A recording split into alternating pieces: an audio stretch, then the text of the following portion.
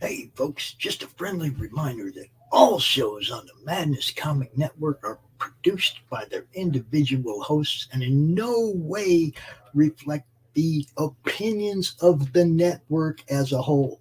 The statements in the following broadcast are not necessarily the opinions of the Madness Comic Network, its staff, sponsors, or contributors. This show is rated TVMA, as are all of them and all those other letters. Viewer discretion is highly advised, and, just do what Doc says. Read that again. Peace, everybody.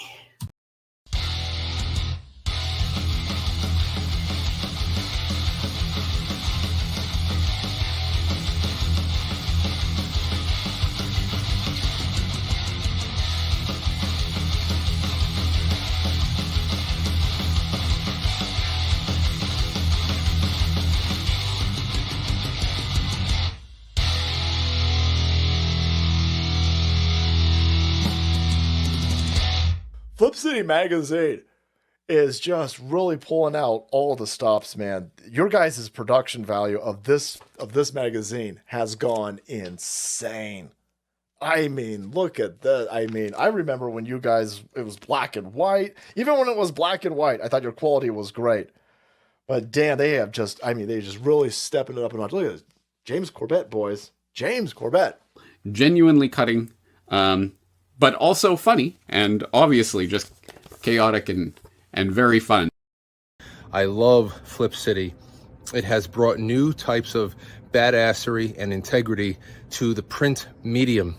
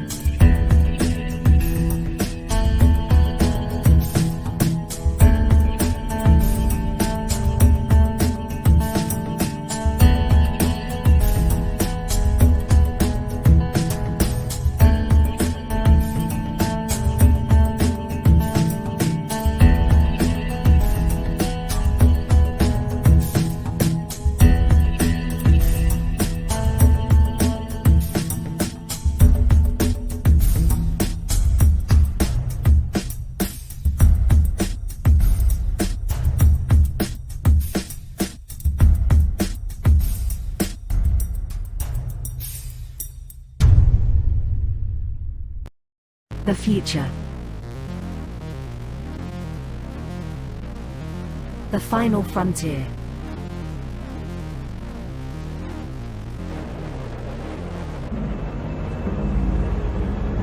It has never been so uncertain as now.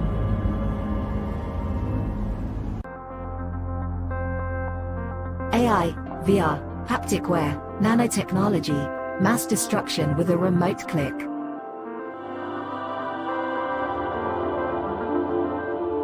Now we are finally seeing the true potential and dangers of an ever-connected and overly policed hyper-technological world. Have we finally become the architect of our own demise?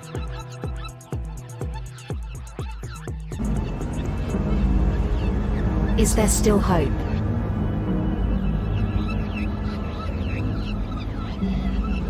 Welcome to the future.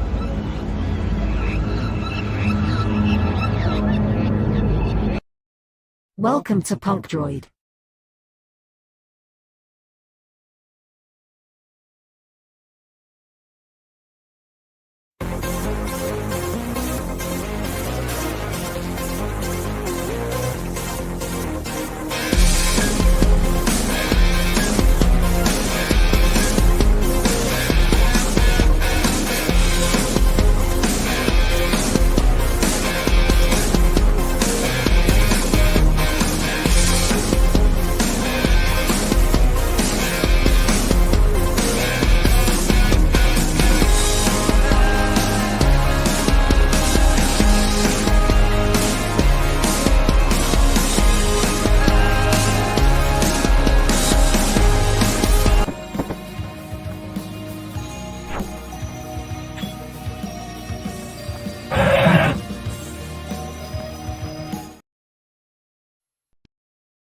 Glamorized and embraced by Hollywood, feared in the underworld, Benjamin Bugsy Siegel was one of the most powerful men in America.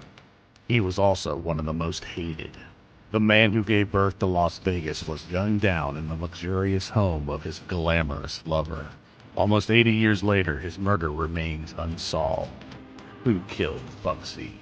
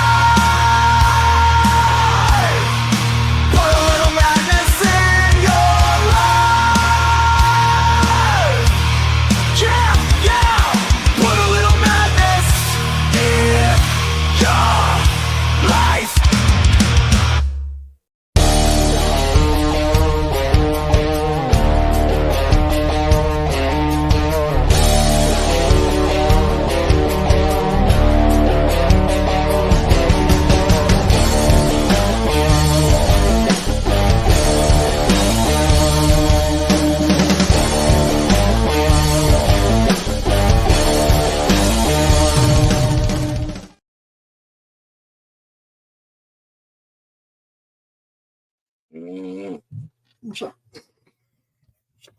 I needed some extra time to get the show started. I'm still not done doing what I was trying to do. We got no first hour guest, so I'm throwing it out there. If somebody wants to jump up in here, let me know. I mean, I could talk about the auction all day, but I got no first hour guests, so Kurt Zauer will be here. Kurt Zauer will be here at 6 o'clock, and we'll be talking about Spectres and Sabanian. This morning, through the madness, we covered some good stuff. I don't really want to talk about the same things again, so look, people. I'm gonna pull a Cody Rhodes. I'm gonna pull a Cody Rhodes on you guys. What do you want to talk about?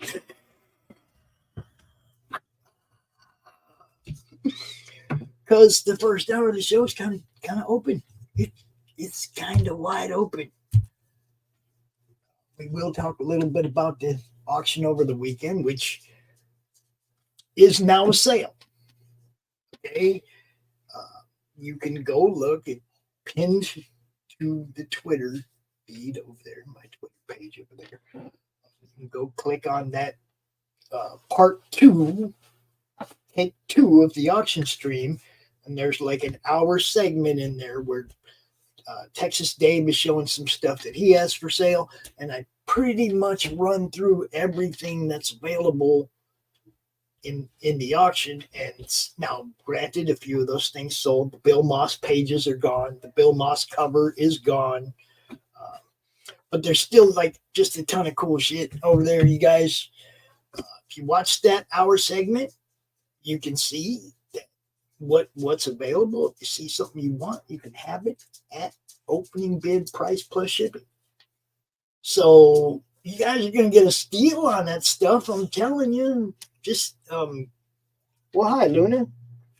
Fancy seeing you here. What are you doing? I'd show her to you, but she's so damn black, y'all probably won't be able to see her. Okay, put your face up here. Luna, quit scavenging. Put your face up here so they can see you. Yeah, there she is. That's Luna. She's our pit black lab mix. And she's the one that drives Rocky crazy. Yes, aren't you? Aren't you? She said, "Don't talk about me. Leave me alone." And she gone. You might see a black shadow. Yep, there she is. You see that black shadow right there? Black shadow. You gonna lay down right there? I think she wants to go outside. She's not asking anybody upstairs, like the 5 people up there. She's not asking them. She's down here asking me. Imagine that. It's just how it is, folks.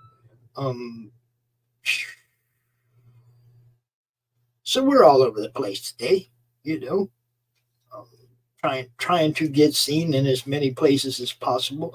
Look, guys, if I drop the link to this show in your group, don't just like tell me don't do that. Just block me out of your group so I don't do it anymore.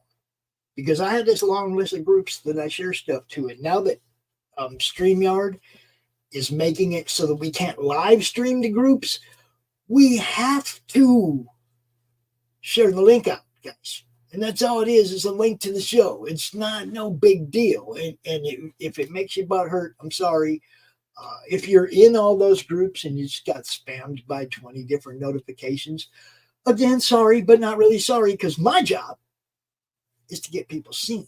And that means to expand the reach as far as possible. And if I drop something in your group, that's because I'm hoping people in your group get it and they will share it out even farther. And the reach grows and the reach grows.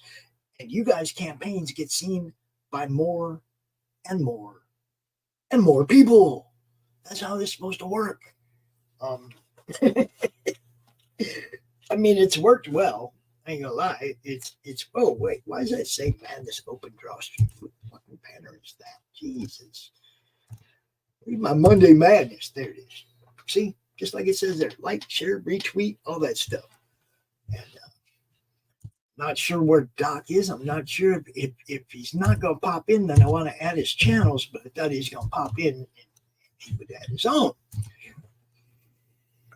If you're out there, Doc, pop in, add your channels, and then leave, or pop in or come hang out. Either way is good with me.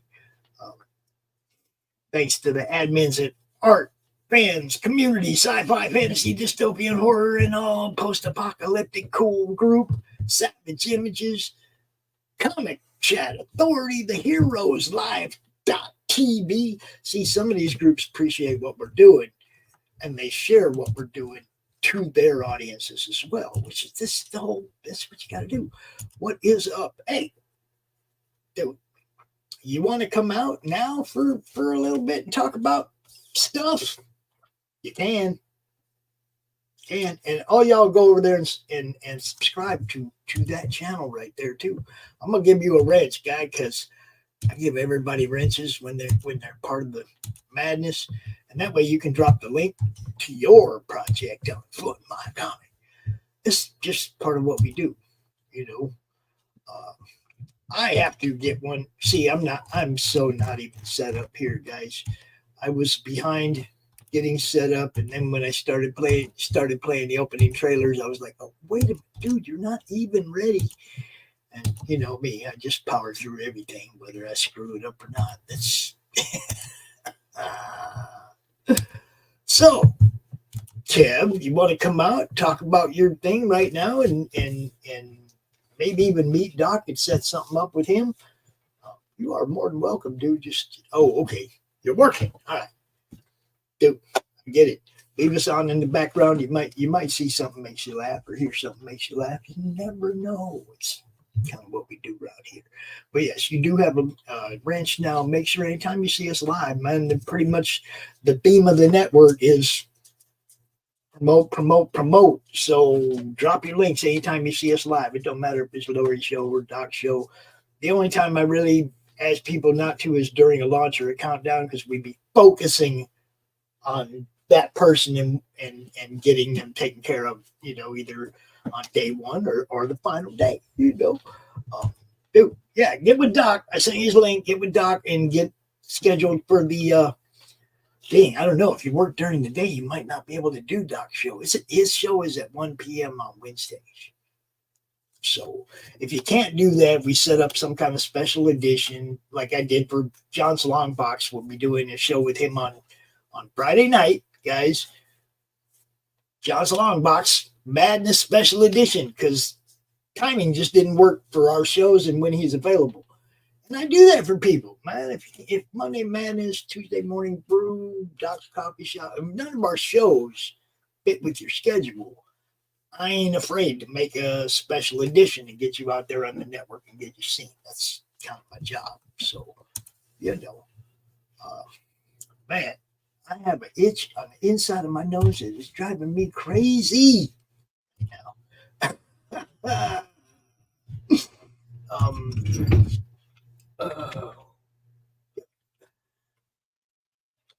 I love when people ask me questions in my inbox while I'm live.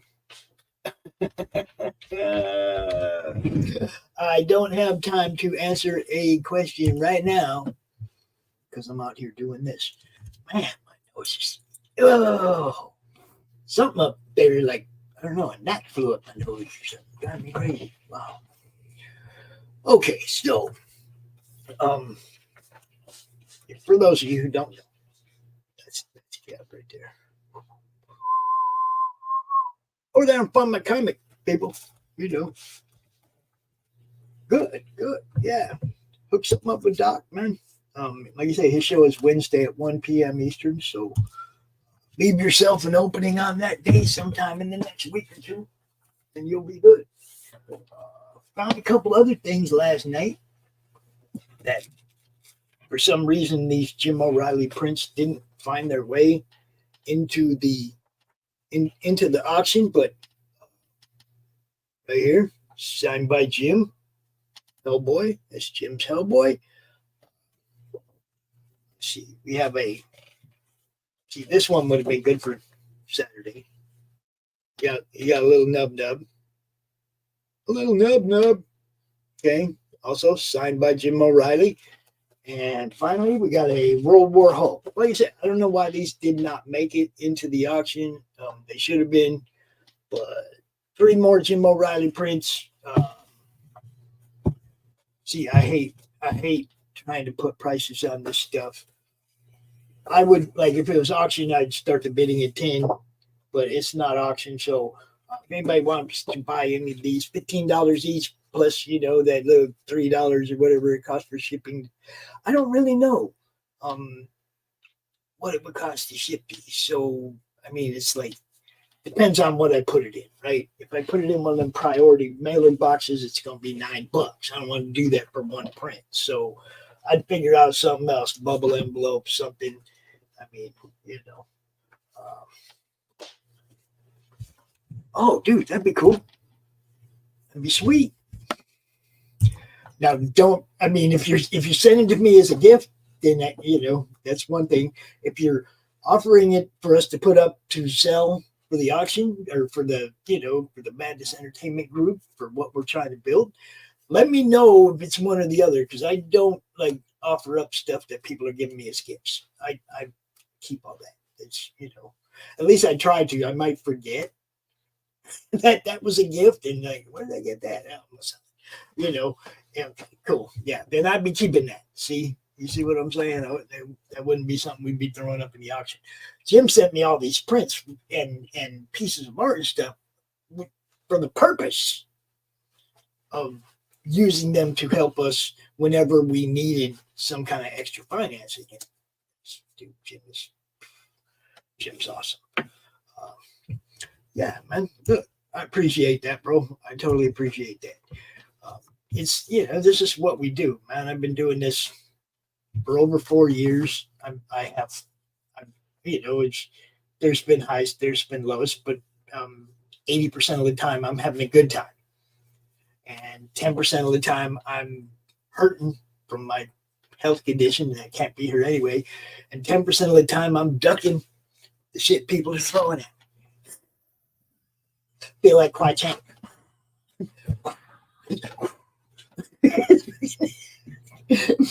Because there's always somebody that doesn't like what we're trying to do or doesn't want to help promote what we're trying to do or wants to bring up shit from way back in the past that I just leave it behind. I don't got time for it, guys. Too busy. Yeah, gotta duck all the time.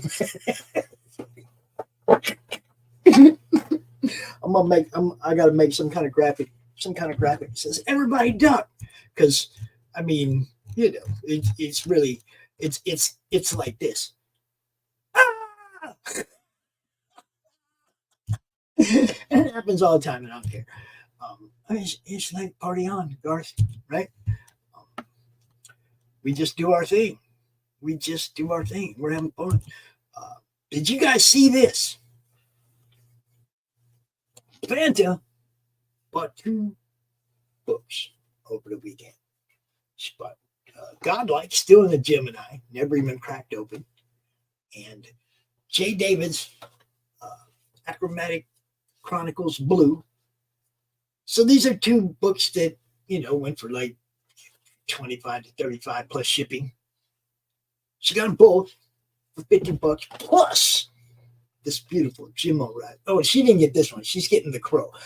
Daniel P. Riley's daughter got this Harley right here. But Jim was giving out a free sketch with every winning bid. Everybody that won something, they got a sketch from Jim O'Reilly. So this went to Daniel's daughter, this Harley right here. Jim's killing it, dude. He's badass. I don't care what anybody says. Get to work, man. Get to work. So I got something else to show off. You know what's up. That's how we do it. That is how we do it. Now, since I don't have a guest, and there's people watching, there's people in the Madness Entertainment Group that have stuff to promote that are not out here. Okay. I'm going to drop the link for the first day, for the next 40 minutes. We got an open stream, guys. I'm going to drop the link because I'm not going to sit down here and talk to myself until Kurt gets here. That's just not. Everybody knows I do not like doing shows myself unless I have a specific topic or rant or whatever that I'm dealing with. I hate being out here talking to you guys by myself with nothing planned, nothing to go, nothing to run with. Okay. I can say that everybody who bought something, their stuff's all packaged up and ready to go. And I already secured my ride to the post office for Friday. So anybody who gets anything between now and Friday, their stuff will go out Friday. This stuff will go out Friday. And, just glad to be able to do this.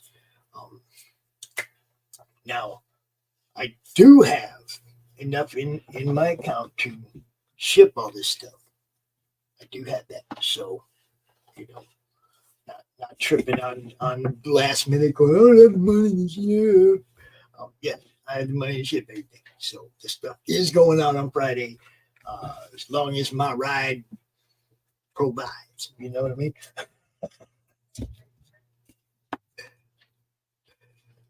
And that's that. I like I said, I don't have a whole lot to talk about, guys. I can sit here and set up other people's shows for the week. I will say that we did decent over the weekend. We got over the first hurdle.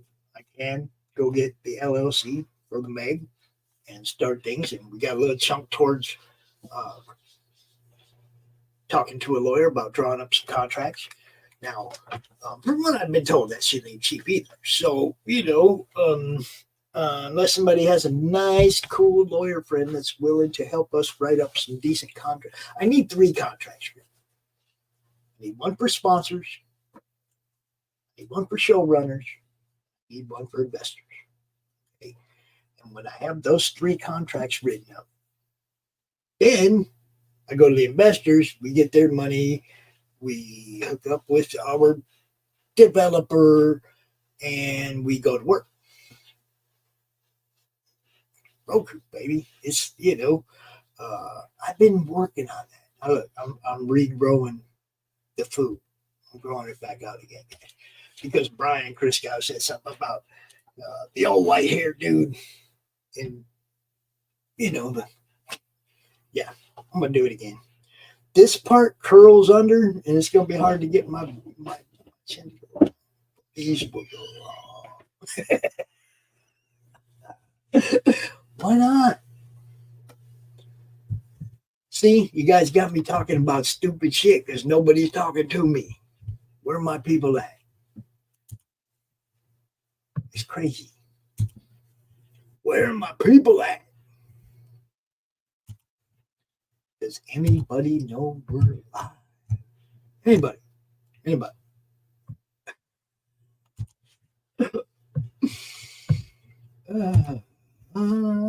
It's how it usually goes, man.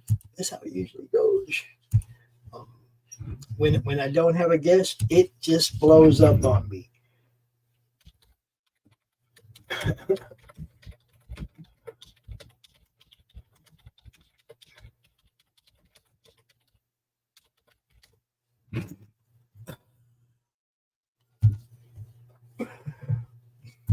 It's like, yep, I'm out here doing this. So I guess, I don't know. I don't want to show off Kurt's campaign because he ain't here yet. I don't want to show Kevin's campaign off because he'll be here probably on Wednesday. Somebody give me something. Somebody give me something to do. Something. Oh, I know what I can do. I can kill some time. Seeing as how nobody's here and nobody's watching and nothing. So here you go. This is a 3-minute long promo from 8-Ball Studios for Satellite Girl by Chris Blalock.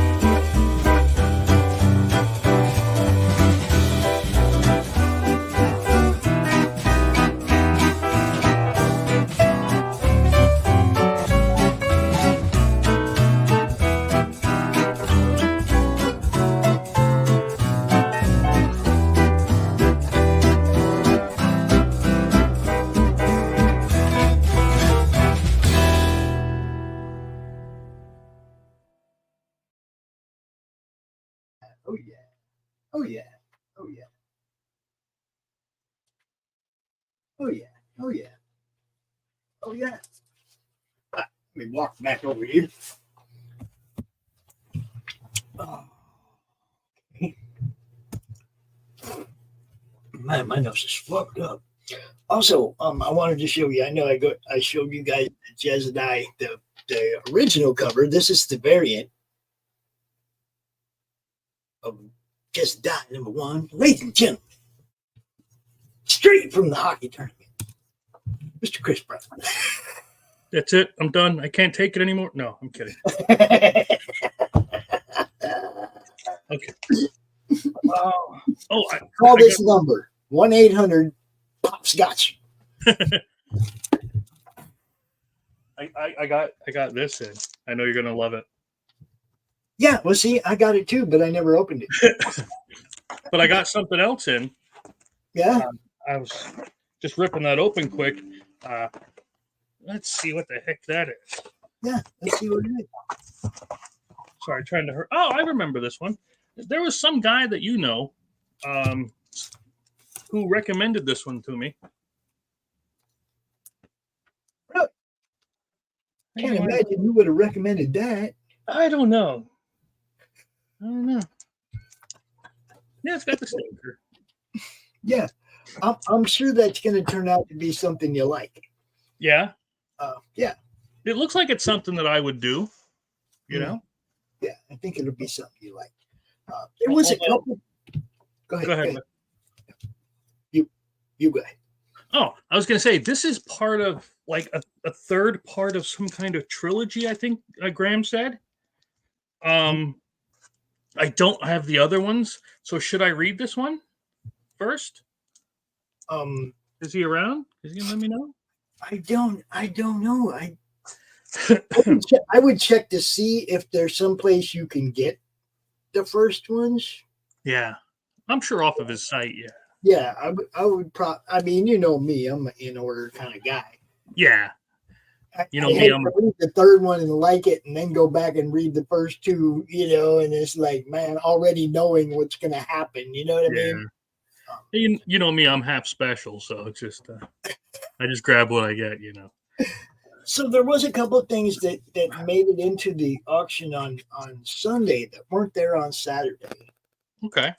And I don't remember if I put starting bids on these or not, but we had a Usagi signed by Stan Sakai. Okay. Yeah, signed by Stan Sakai. And a Teenage Mutant Ninja Turtles signed by Kevin. Yeah, and I was going to get on, but you know how life gets. But I want to know, did you auction that off, what we talked about?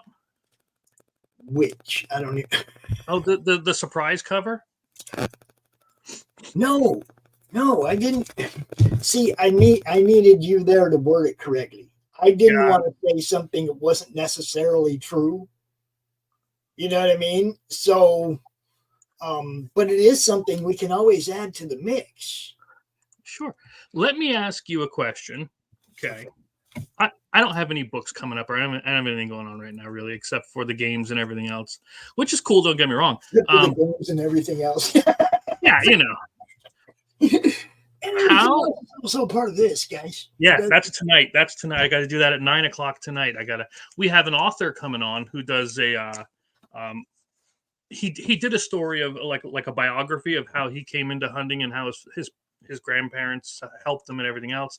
And now he has another book he's putting out, and they're like, yeah, come on. Cool. But I want to ask, how evil do you want me to get? Hold on. Where's it? Big Sexy Outdoors tonight, 9 p.m. on 9 p.m. Eastern. With Chris and Ben. If you're an outdoorsy type, you like the fishing, the hunting, that's a great channel for you. They got killer sponsors with good merch for that type of stuff, lures and dude, it's for that guy. Okay, go check it out. Okay, now. Yes. How? Good Lord, I shouldn't do this. How evil do you want me to get? Roll with it, brother. Do you want this to be the exclusive cover? Let me see. But I guess we're just gonna have to ask the people. Yeah. Give the people what they want. This will be a 1 of 1, I believe you said. Yep. I will not make any more than one, not even for myself. A 1 of 1 Madness exclusive. Waterville. That's number 2, right? This would be book 2, and then I was going to offer you, if you wanted to draw Crom and Slaughterville for book 1 cover, I would also make one of those. You know, I tried to draw Crom once, and out of all the Croms I've seen, it's the very worst.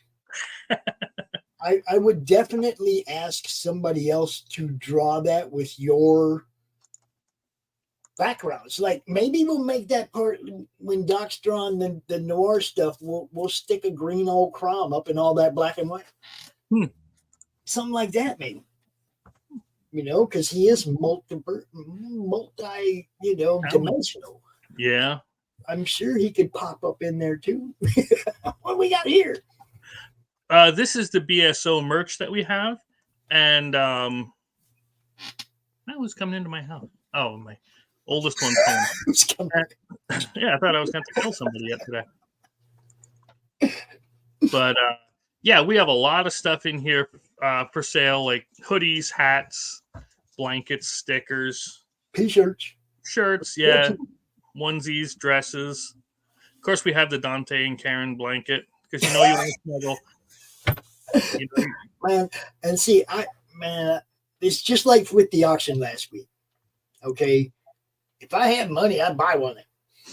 I'd buy one right now. But I have to do what I'm doing, and I have to stick to doing what I'm doing. I gotta quit slipping a $10 here and a $20 there on these campaigns and slip that 10 and 20 into the Roku.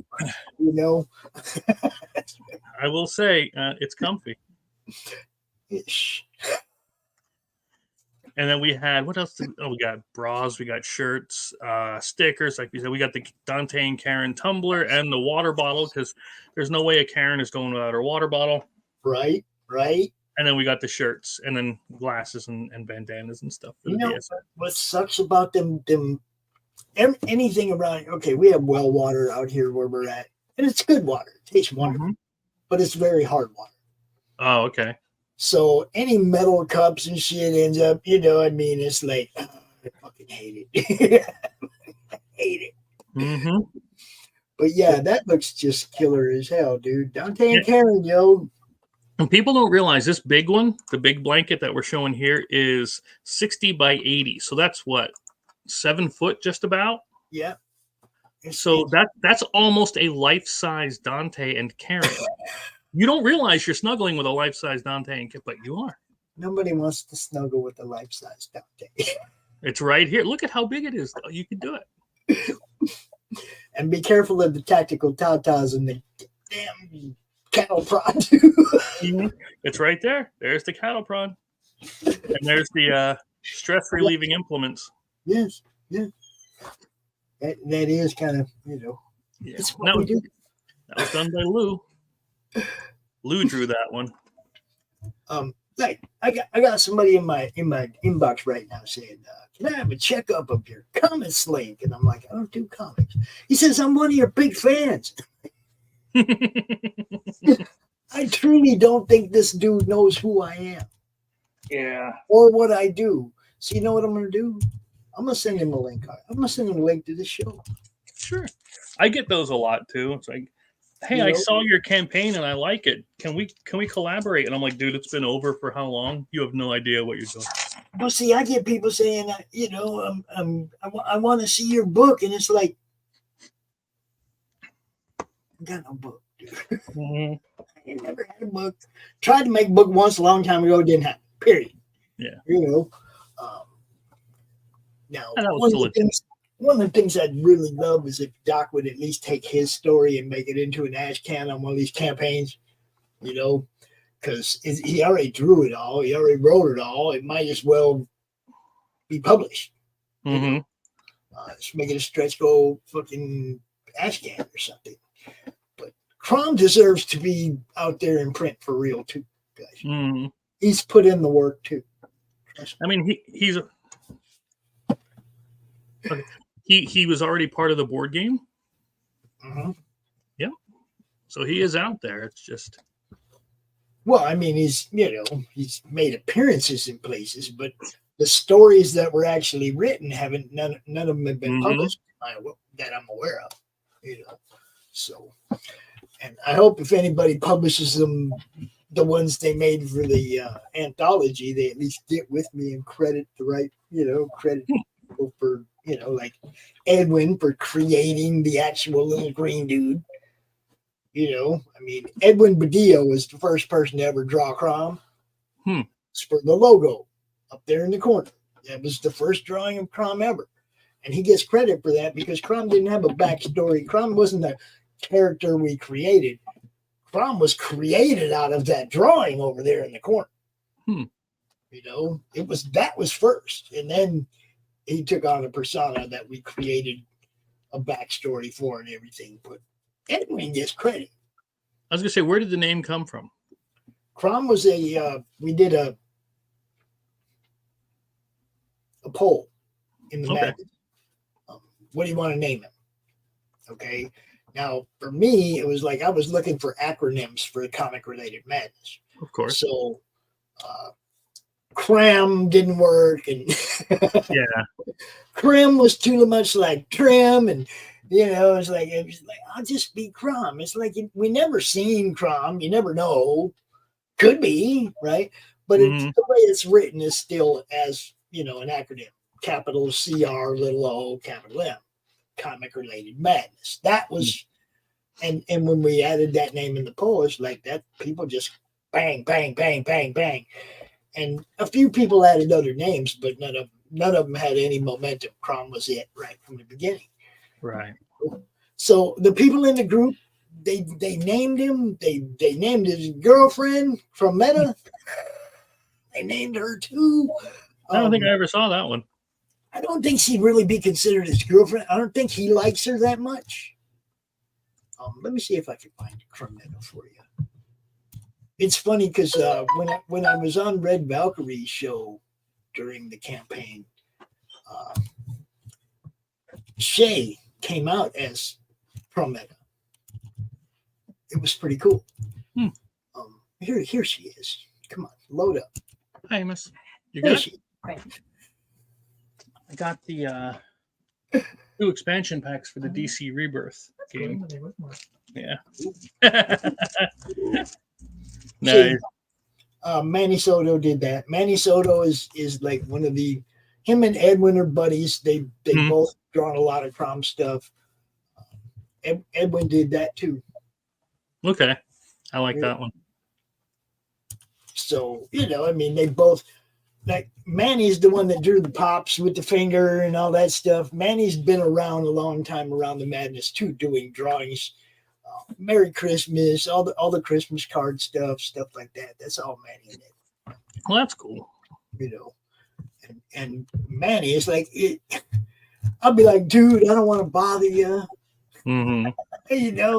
It's like you feel like doing a little something for me. I need a graphic with the new Crom, or I need pops with the hat. Like he gave me pops with the hat. So it's like, yeah, hey Manny, I don't want to bug you, but can you, and 20 minutes, 30 minutes later, I'll have the drawing I asked for. It's like he's that fast at drawing, but he also is like it feels like he just like drop anything and go right to doing. And I never try to force that on people, but like that little guy up there, Manny drew that. All good shit. All good. So I see that our 6 o'clock guest is trying to get ready in the backstage. Okay. He's not ready. He's like camera frozen. I'm with you.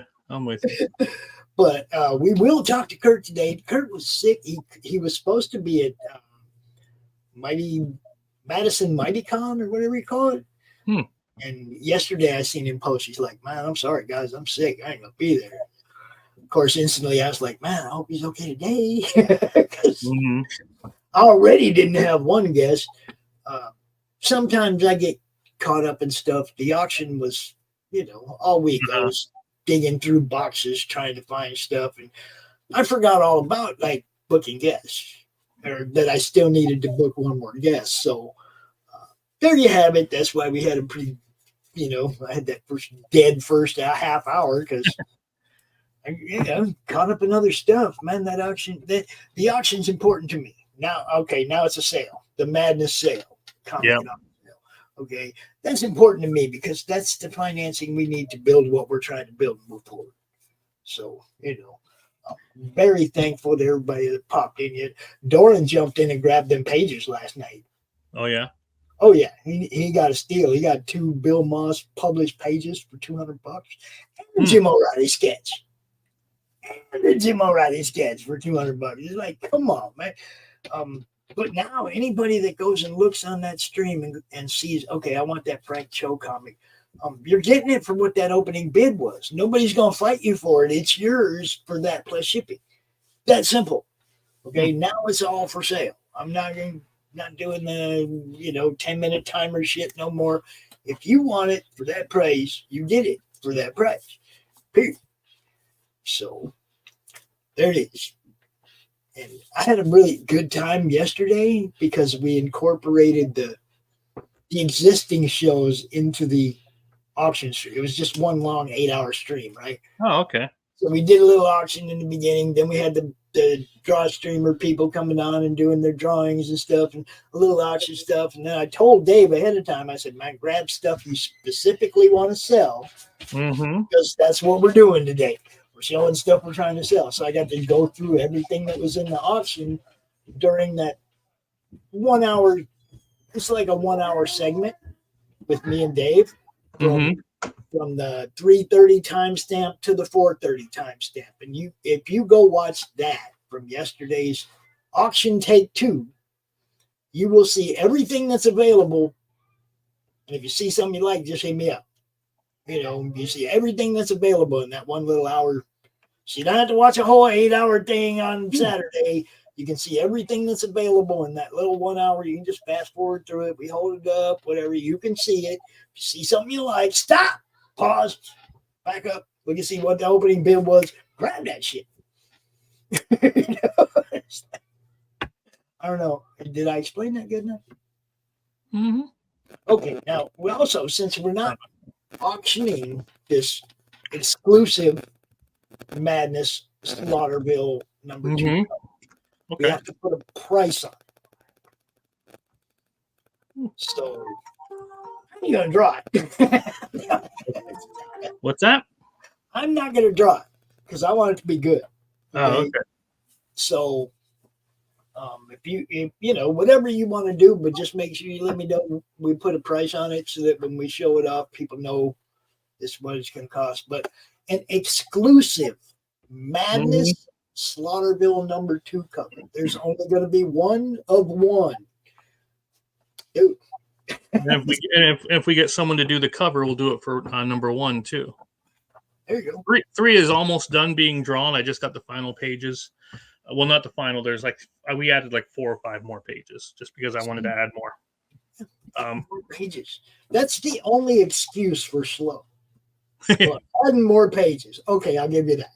It takes more time. I'll give you that. Yeah. Well, I mean, you have no control over whether or not your tchotchkes get there on time. That's obviously up to those companies and shit. You don't have no control over whether or not your printer is on the job. Okay, but I love that as an excuse. That's the best excuse. I do have all my stickers. I have all my prints. I have the bookmarks. I have everything here for book 3 except for the final pages for the book so I can send it off to the printer. But yeah, we're all ready to get going. It's just, it's like you said, it's adding more stuff to it because I wanted to, and I think it'll be worth it. So it goes up to 70 something pages now. And that's Slaughterville number 3. Yeah. Was it? What are them people called? Oh, the Cannibal Rednecks. Yeah. Yeah, the Cannibal Redneck. There you go. Yeah. Sorry. I love the name, but it sounds better coming out your mouth. You know what I mean? Like horror. Yeah. I don't want to be teased by Carrie if I talk every time I talk. She's not even here today. Where the hell is she? I think she was out there this morning. Oh, okay. Of course, usually I shoot her a link and let her know we're out here, but I forgot to because, like I said, I was behind as it was coming in here. I have no idea what I'm doing. Oh my goodness. I'm still like sleep deprived and everything from the weekend. Mm-hmm. Was sick 2 nights of the weekend, and then got up both nights before the auction. Freaking no sleep, sick. Okay, doing my stomach thing. Right? So last night, no sleep. I wasn't sick, but no sleep. So, it's just, I don't know. I even gummied last night. Didn't sleep. I mean, I hope you guys understand. This is tired, not stoned. It's hard to tell sometimes. If I get stoned, I'm going to bed, hopefully. But I mean, I ain't got, sleep ain't been my friend the last few nights. No, we're not still here. We just got here. This is the Monday Madness. This is a different show. I haven't changed my shirt. So what else? What do you have later for tonight? You said we have Kurt Zauer. Yeah. Spectrus and Sabanian. Now, did I meet him? You're going to after I play these 2 ads. If you hang out while I play a couple ads in between segments, then you will definitely meet Mr. Zauer because he just took his chair. So I'm going to play a couple ads and we'll be right back, people.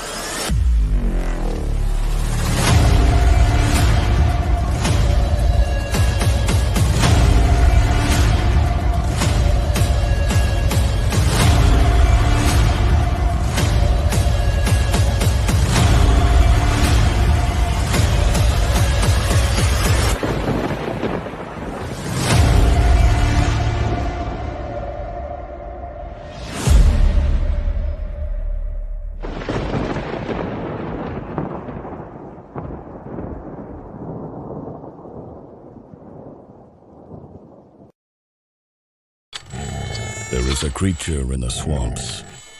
It lives to destroy. The beast they call Hogzilla. After his latest get-rich scheme goes sideways, Gary Duba, the quintessential Florida man, ends up with a stash of somebody's high-end memorabilia. His gal Crystal is on probation and preparing for the fight of her life, squaring off against Australia's Queen of Combat. Delilah's got her back in training, staying off rich foods and the nose candy. Meanwhile, Gary and his best friend Floyd have been hired to wrangle a massive, abnormally aggressive feral hog that's terrorizing the swamp and wrecking Gary's old neighborhood. Can they bag the elusive monster swine without destroying the Sunshine State? Reserve your copy of Florida Man vs. Hogzilla at floridamancomics.com. We're bringing back funny books, y'all. we're back with our guest. What's up, Kurt? How you doing, brother? Oh, I can't hear you. What's up? No audio. There we go. Yeah, You got it? Yeah. What kind of green screen thing is that, man? You look like you're caught in the blur zone. Well, you don't want to see my room right now, so it is a blur zone. Yeah. That's just the way it's got to be for now. Hey, it is good to see you, my friend. Yeah, it's good to be back. Thanks for having me. Now, I don't remember. Was Brad with me when we did the interview with you, or was Chris with me when we did the interview? I think it was Brad. Brad's the bigger guy, really big guy. Yeah, I think so. Yeah. Okay. So you have not met Chris, my friend, Chris Brown from The Laughing Rogue. This is Kurt Zauer, writer of Spectres and Savannah. Hey, Chris. How are you, my good friend? Good. What's going on? Keeping it busy, boss. Just glad to hear about you. Hey, Chris does a lot of, like, turns people's IPs into games and stuff. So, you never know. You might want to talk to that guy sometime, because your series actually is going on. And these are the kind of comics I like, the ones that we know there's something else coming. Okay. When I met you, had just finished book 4. Yes. Yeah. And this is book 5. So, man, we're going to talk about this, but I want you to introduce yourself to everybody, because I know you, but they may not. So, okay, cool. I'm Kurt Zauer. I'm a writer. I like supernatural horror, and this is my Spectres and Savannah is my main title. I also just released a spin-off called Ruxy Vampire. That one on Kickstarter did really well on Kickstarter. I'm a retired Army National Guard veteran. I do. I wish I could do this full time, but I can't. But yeah, I've been doing this since about 2016 is when I first met Sajjad Shah at C2E2 with a 10-page script, and I've been doing it steadily ever since then. So it's been a blast. It's been challenging and hard and fun, and trying to get the so he's got him fantastic. Yeah, awesome. I hope you've been enjoying it so far. Issue 5 is out now, and probably by around the end of the year, issue 6 will come out to wrap up the story arc. This is a great series. It really is. But let me tell you what, I met Kurt at a con, obviously, and did a little interview with him, and he did a little madness spot for us. You guys have seen it, right? Kurt was cool as hell, man. We talked for a while, like 10, 15 minutes, me and Brad sitting there. And usually I don't take up people's time when they're at the con. I don't want to get in the way of them making money or whatever. Kurt's so enjoyable to talk to. We just like stuck there for a few minutes talking after we did all the video stuff. And then when I was walking away, he's like, but hey, Pops, don't you want the books? It's like, my broke ass turns around. Well, yeah. There you go. Oh yeah, you gotta read. You gotta be able to check out the story. Yeah. But I mean, it's like I never have any money when I go to these things, man. And it's like I don't ask people to get me stuff. You know what I mean? And when you say the first thing, before I even turned around, I'm like, yeah, but I can't buy them. That's the first thing going through my head. But then Brad bought them, right? He bought all 4 for them. Brad has money, and he goes to cons. He just buys stuff from everybody we talk to. I sit there. It's real easy to spend money at conventions. There's Lord. Yeah, it's too easy. There's so much. It's hard. It's hard at conventions fighting for that person's dollars. Because they've got tons of other things they could spend their money on. So yeah. I once bought the whole set of pins for the Pokemon League because my kids were into Pokemon. They have just about everything at these conventions. But I did just back the 1 to 5. I didn't even pull it up yet. And I shared it out as best I could. I ain't even pulled it up yet, and Chris is already backing it. Oh, look at that. Thank you. Yes. Awesome. Fantastic. This is what we do.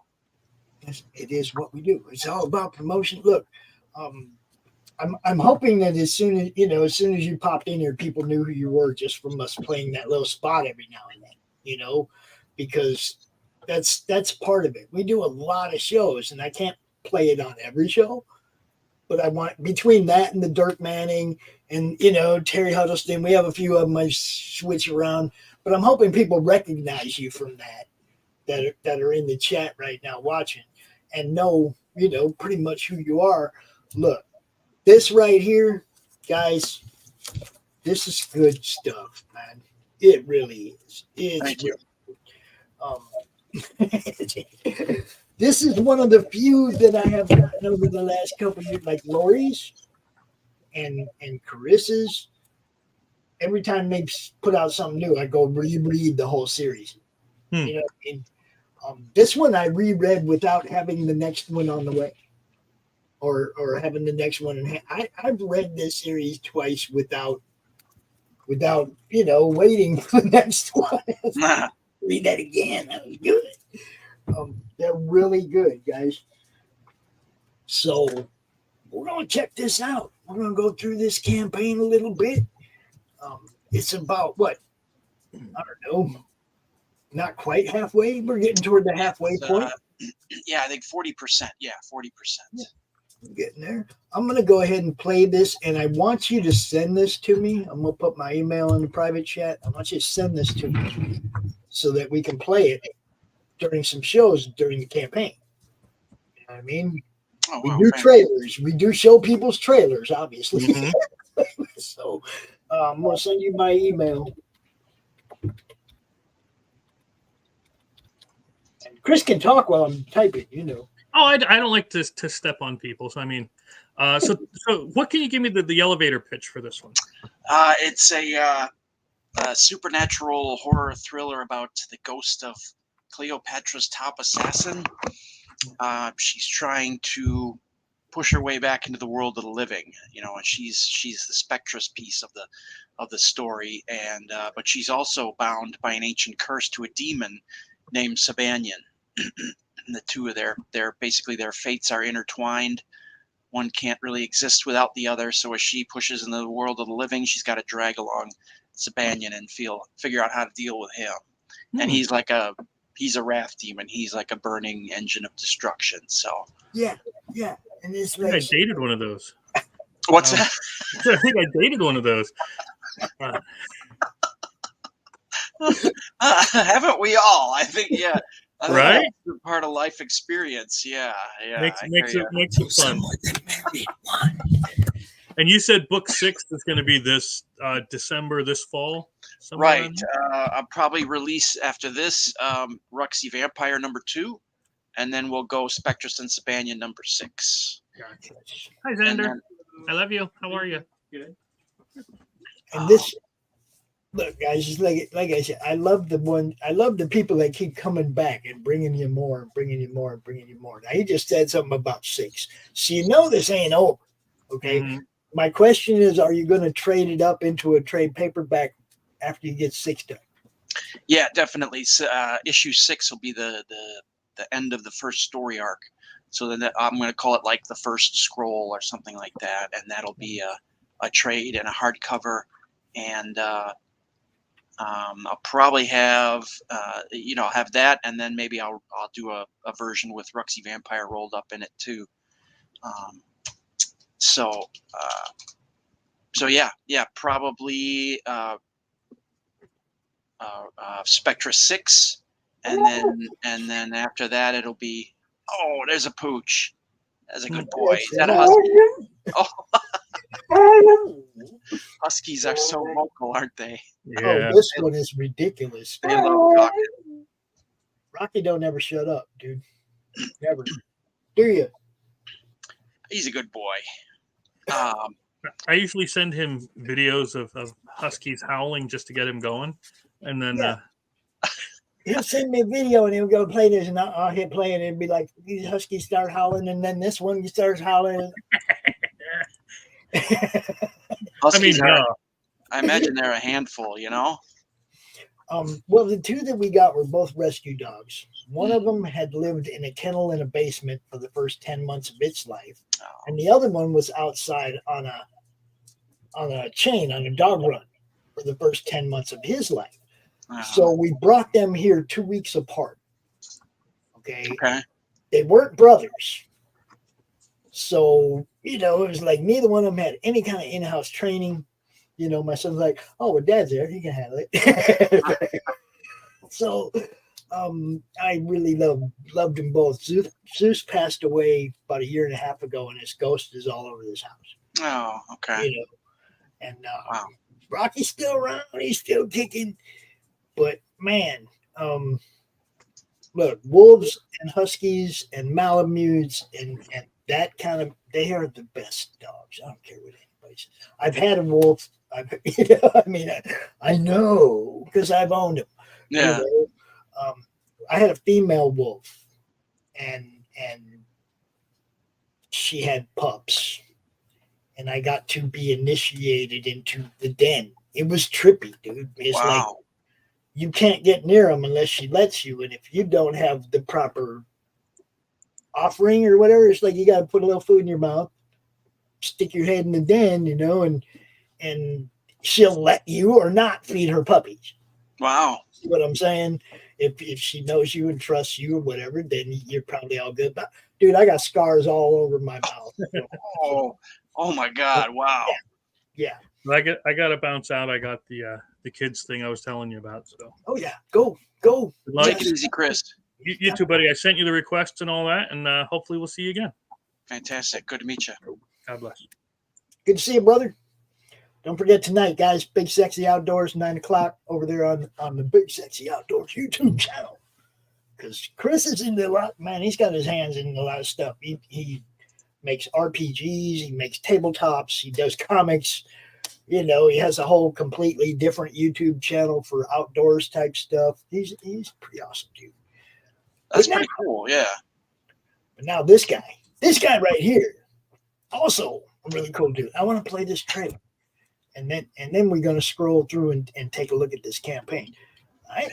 Thank you. All right, here we go.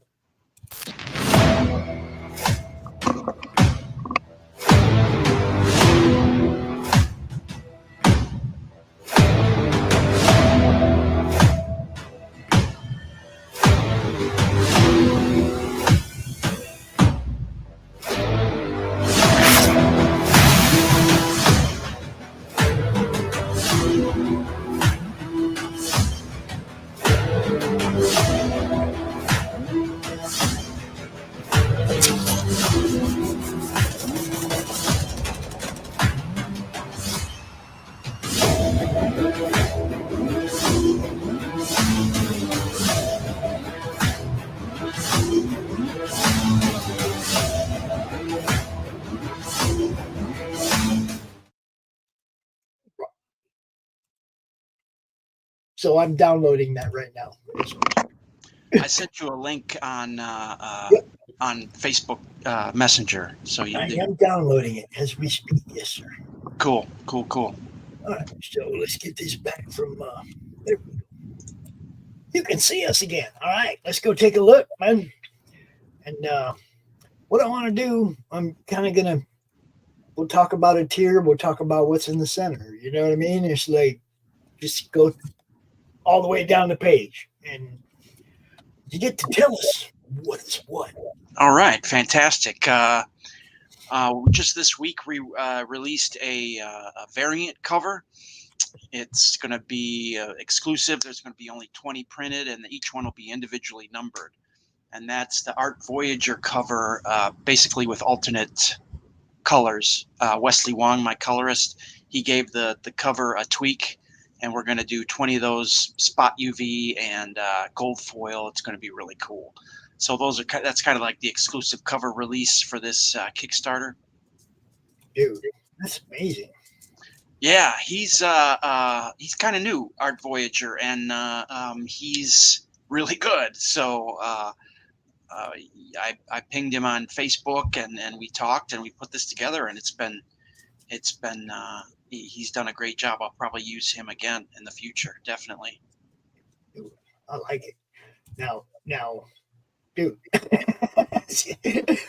this is the same way I was when I met him in front of his table, and it wasn't like a fanboy moment or anything. I was just blown away by the stuff on his table. You know what I mean? I'm sure you remember. I was just like, dude, this is badass. Dude, this is amazing. Dude, look at this. Yeah. Well, thanks. Yeah, I've been. You think so too? That's a good boy. He's always got something to say.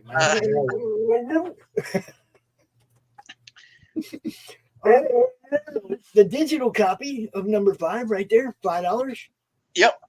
24 backers already. So you already made over $100 off PDFs. Yeah, I mean that's a great for all those folks overseas that don't want to pay shipping. Yeah, that's and for broke asses like me. You know. And really, this is the saddest part of this. Kurt, I hate PDFs. Yeah, I don't like. I spend enough time in front of a computer already. You know, exactly. I want to just kick back on the couch and read a book. You know, that's what I'm saying. When I sit in this chair, I'm working. Yeah. Don't want to sit here during my free time as well. You know, I want to be able to lay back there, kick back, read some comics, you know. And of course, I only do that when the power goes out or the net goes out. We live out in the boonies. It happens kind of. Yeah. Oh, really? Okay. Well, so, you got to find the time, though. You got to find time to unplug and just, you know. Well, see, that's the perfect time for me to read comics because there's nothing else to do. If the net goes out, we got no TV, we got no, you know what I mean? Okay, well, I'll read comics. If the power goes out and it's daytime, well, we can read comics. If it's nighttime, we light a candle and we can read comics. Yeah. You see what I'm saying? It's like, so I save my reader stack for those times when the power, because it's always out for a while when it goes out. It's never like 10 minutes. So yeah, that's, you know, we try to have fun. And so you get the issue 5 print edition cover A for $24. Ships anywhere in the world. Yep, and that includes the shipping cost for the US. So yes. That's good with that. Yes, if you're overseas, y'all know you're screwed. Sorry. yeah. Sometimes you click that and then you get a shipping bump, and it's kind of a bummer. But I like to keep the shipping costs in the total price. So. Mm-hmm. And so there you go. Again, $24, ships anywhere, and free shipping in the U.S. The digital catch-up, which guys. All 4 of the previous ones and number 5 right there, $25 digital. 14 people jumped on that. Dude, you're doing good on the PDFs. I don't know what to tell you. Oh yeah. No, it's usually one of my biggest tiers, the digital. People want to read it on their devices, you know. And see, that's weird because I never see that. And for me, it's like I always see there's some, but there's never a lot. You know what I mean? This is pretty cool. I see a lot of people hitting on these. The B cover, the one we were just talking about, right? Yep, that's the Art Voyager cover. Those are the original colors. It's a shootout in the museum that you know, and there's an item there right next to her hand. There's an item there that the villain is after. So it's a old artifact kept in the museum. Yeah. Cool. There is a cover C. Man, the covers must be down here somewhere. Here we go. Okay. So cover A. Yep, that's a Topper Helmer's cover. He's the interior artist. That's the Blood Shade, which is kind of the Joker to Spectrus's Batman. So he's like the ultimate baddie. And for those of you who've been paying attention, Topper been dropping some links over there in the Madness, talking about his stuff, Cloud Raider. Yeah, Topper is new to the Madness Facebook group, but he has been diligently dropping his link every day, Kurt. Yeah, I don't know. Should I do that every day? I don't want to spam your. Okay. No, see, this is the whole thing. It's like if you watch the Monday Through the Madness show, that scroll is deep. Okay. All right. Nobody's going back 2 or 3 days to see what somebody posted 2 or 3 days. It's deep, I mean, there's a lot of posts there. So once a day, bro, I tell everybody that. Once a day. The more that people all right, do that, I will hit you up daily then, definitely. Yes, in the Madness, once a day for sure. And everybody drop that link in the Madness once a day, or it gets lost. Like I said, if you posted it last week and you think that was good, people saw it for a day or two. That was it. It's gone. Yeah. I mean, and that's why I love the group. That's why I love my group. People get it. And then you got to contend also people dropping their shows, their podcasts, there's a lot of scroll there to fight with. So yeah. Get in there, brother. Will do. All right, will do. Now that I know, yeah. And there's cover B, Art Voyager. We just now see is it the blue or the gold from up above? The original cover is going to be blue, and the alternate version, the exclusive cover, is going to have the gold version. Yeah. And our friend Mob Park, the Devil Tarot cover. Yes. So that's again the Bloodshade, the main villain. And she asked me, I mean, the Bloodshade is basically based on the Red Death from the old Edgar Allan Poe story. So she kind of took that and ran with it. And it's just kind of just that incredible detail around the frame there.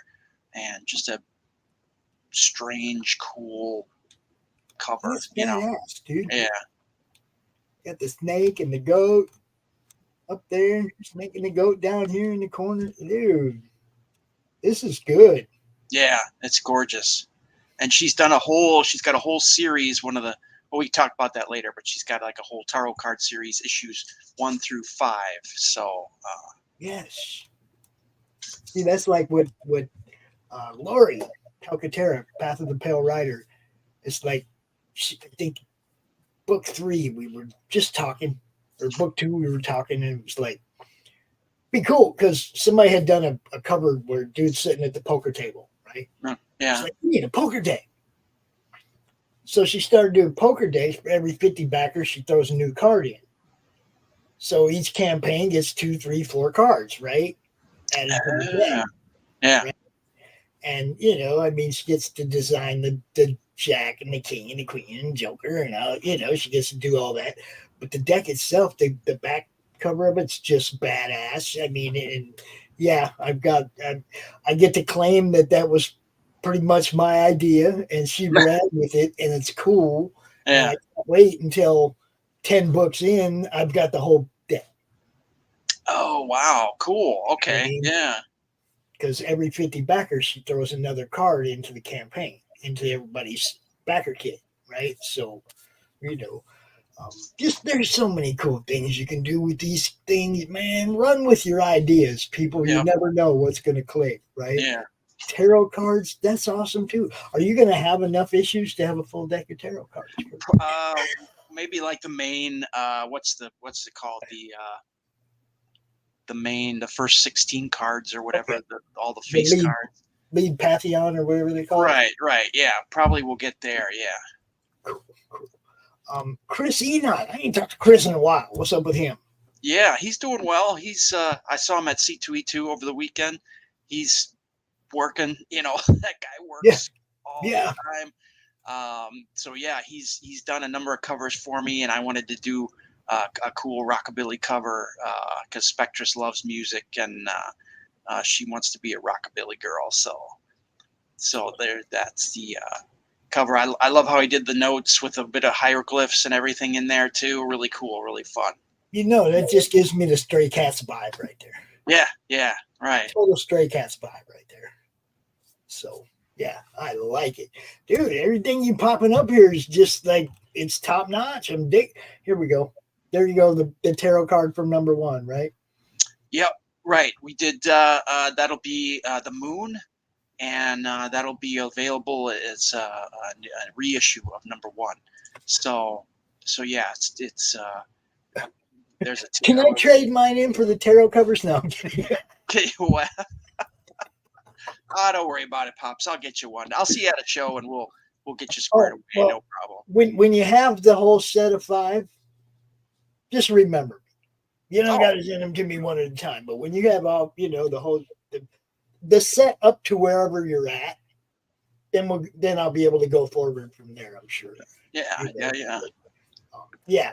Look, I love Marg's work. I don't think I have anything that she's done, which kicked myself in the ass. But she don't get up here to Michigan much, and C2E2 is just too big for Yeah. I didn't get into Motor City this year, or at least the first one. Maybe I'll get into the second one. I love the Grand Rapids and the Hall of Heroes that they do down in South Bend. Okay. I really like that one. Alan's so cool. He has the Hall of Heroes Museum in Elkhart, right? I'm gonna write that down. Hall of Heroes. They do a con once a year, and dude, he's awesome. And you see a lot of the same people, Scott Rosenma, those guys. They all do both. What about the Capital City Con? You ever do that one? You go to that one? Yeah, but see, for me, it's like I'll ask if they will give me a press pass so that I can come and do what I do. And if they give me a press pass, then I'm like, yo, Brad, you want to go to that one? And we go. But if I don't get any response, then, for me, this is work and this is promotion. Okay. So if I come to your con, it's because I'm coming there to work. Right. You know how it is. I come to your booth early in the morning. I'm like, man, you want to do a spot? I'll come back later and we'll do a spot. And I go around and I set my schedule for the day. And then I come back and do all the spots and the interviews. And then if I remember, I go back around and grab stuff that, I saw that I liked if I have money, Right. But, for me, it's work. The going looking for stuff to go to take home. That's like the last 10 minutes that I'm there, because my day is full. By the time I've gone around and talked to everybody and figured out who's okay with wanting to do an interview, and then, you got to plan it around the panels that people are on, and there's actually work involved in it. People, they just see Pops going, hey, come on down here, but it's actually a full day of work, and it's work I love because I get to talk to you guys in person as opposed to like this, Right, yeah. Actually meet you and see what you're actually doing and bundle your books and it's getting all worked up over here now. Dude, I love it. I love what I do. There's no hiding that from people. The same energy when you met me, right? Oh yeah. That's cool. That's on camera, off camera. This is who I am. Right. So when people say, "Oh, that Pops, he's passionate about indie comics," you can count on it. It's for real. Anybody that's met me knows, especially if there's somebody like Chris, the guy who just left, who's been here in this room and seen the filing cabinets and boxes and art all over the walls and everything, yeah, he knows. I hear you, man. I'm like running. Another reason why everything is blurred back here is because I'm running out of space. See, comics take up a lot of room over time. I used to have like this whole corner was stuff on the walls, and that wall was completely filled back there. I've been packing stuff away and getting prepared to try to relocate it. So, when I went to do the auction last weekend, I had to go dig through boxes to find all the stuff that I wanted to, and then I had to pack it all back up again yesterday. Because I don't have room to just leave it out, I can't just leave it out. It's got to go back in the boxes, or I don't have a place to sleep. Right. Yeah, it's hard. They pile up over time. Oof. Dude, I had no idea. You know, I started this like my 5th collection 5 years ago, and it's a room full of shit. I don't know what to say. I mean, it's not shit, but you know what I mean. Yeah, It's no, like, I hear you. Yeah, no, I gotta, right here. I mean, that's my all my inventory and my stock is in here. My mailing tubes, my Geminis, all of it, right? Yeah. It's just a big freaking mess in here. It drives the wife nuts, but as long as I keep the door closed, she doesn't see it. So there you go. But it's work, man. It's all work. Yeah. Trying to make it happen. That's just how it works, you know. Well, the whole thing is the work you love. Right. Okay. Would she rather see you smiling around the work you love or coming through the door talking about the work you hate? You know what I mean? Yeah. I'm like, I kind of need a little bit of creativity, you know. I need something like this to take the edge off, to be honest. Yes. And for me, this being my full-time job, I need something away from this to do. You know, that's why I play golf when I can afford to play golf. I play golf, but that's my getaway. You know. Yeah. And I'm lucky to have friends that play golf that usually would take me and not charge me. You know, so that's cool. Not near enough, but it happens, and I'm happy with it. So nice. But yeah, we got interior art. Now, who did the interior art? Also, Topper Helmers. Okay, and cool. The colorist is Wesley Wong.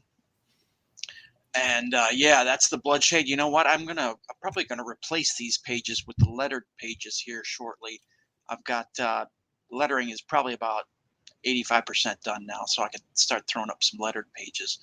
But this is all Topper. Topper and I have worked together for it's like 2018 probably. He and I clicked really well, and he met Wesley at a show. I mean, look at that page. That page just looks like it's on fire. You know. This is what's freaking me out, though. It's like he just popped into the madness like a couple weeks ago for the first time. It's like, how did I not know this guy already? Which one, Wesley? Topper.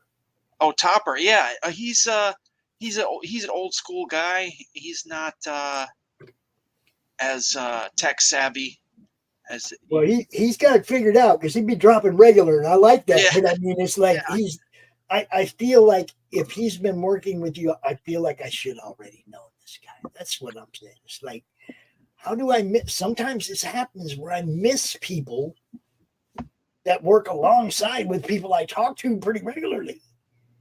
And I don't understand how that happens. Yeah. No, he's into it now. Yeah, you're right. He's embracing the technology and he's pushing his book too. So yeah, he's learning. He's doing well. Yeah, it's awesome. I love it, man. And look, there's that D cover. That's $28 for the Rockabilly one. And Digital Crown of Osiris. Yeah, that's the deluxe digital. That's everything I've done, including Ruxy Vampire. So okay, the whole universe. All right. So 6 books right there, guys. Digital deluxe, 34 issues, $34. 6 books. 6.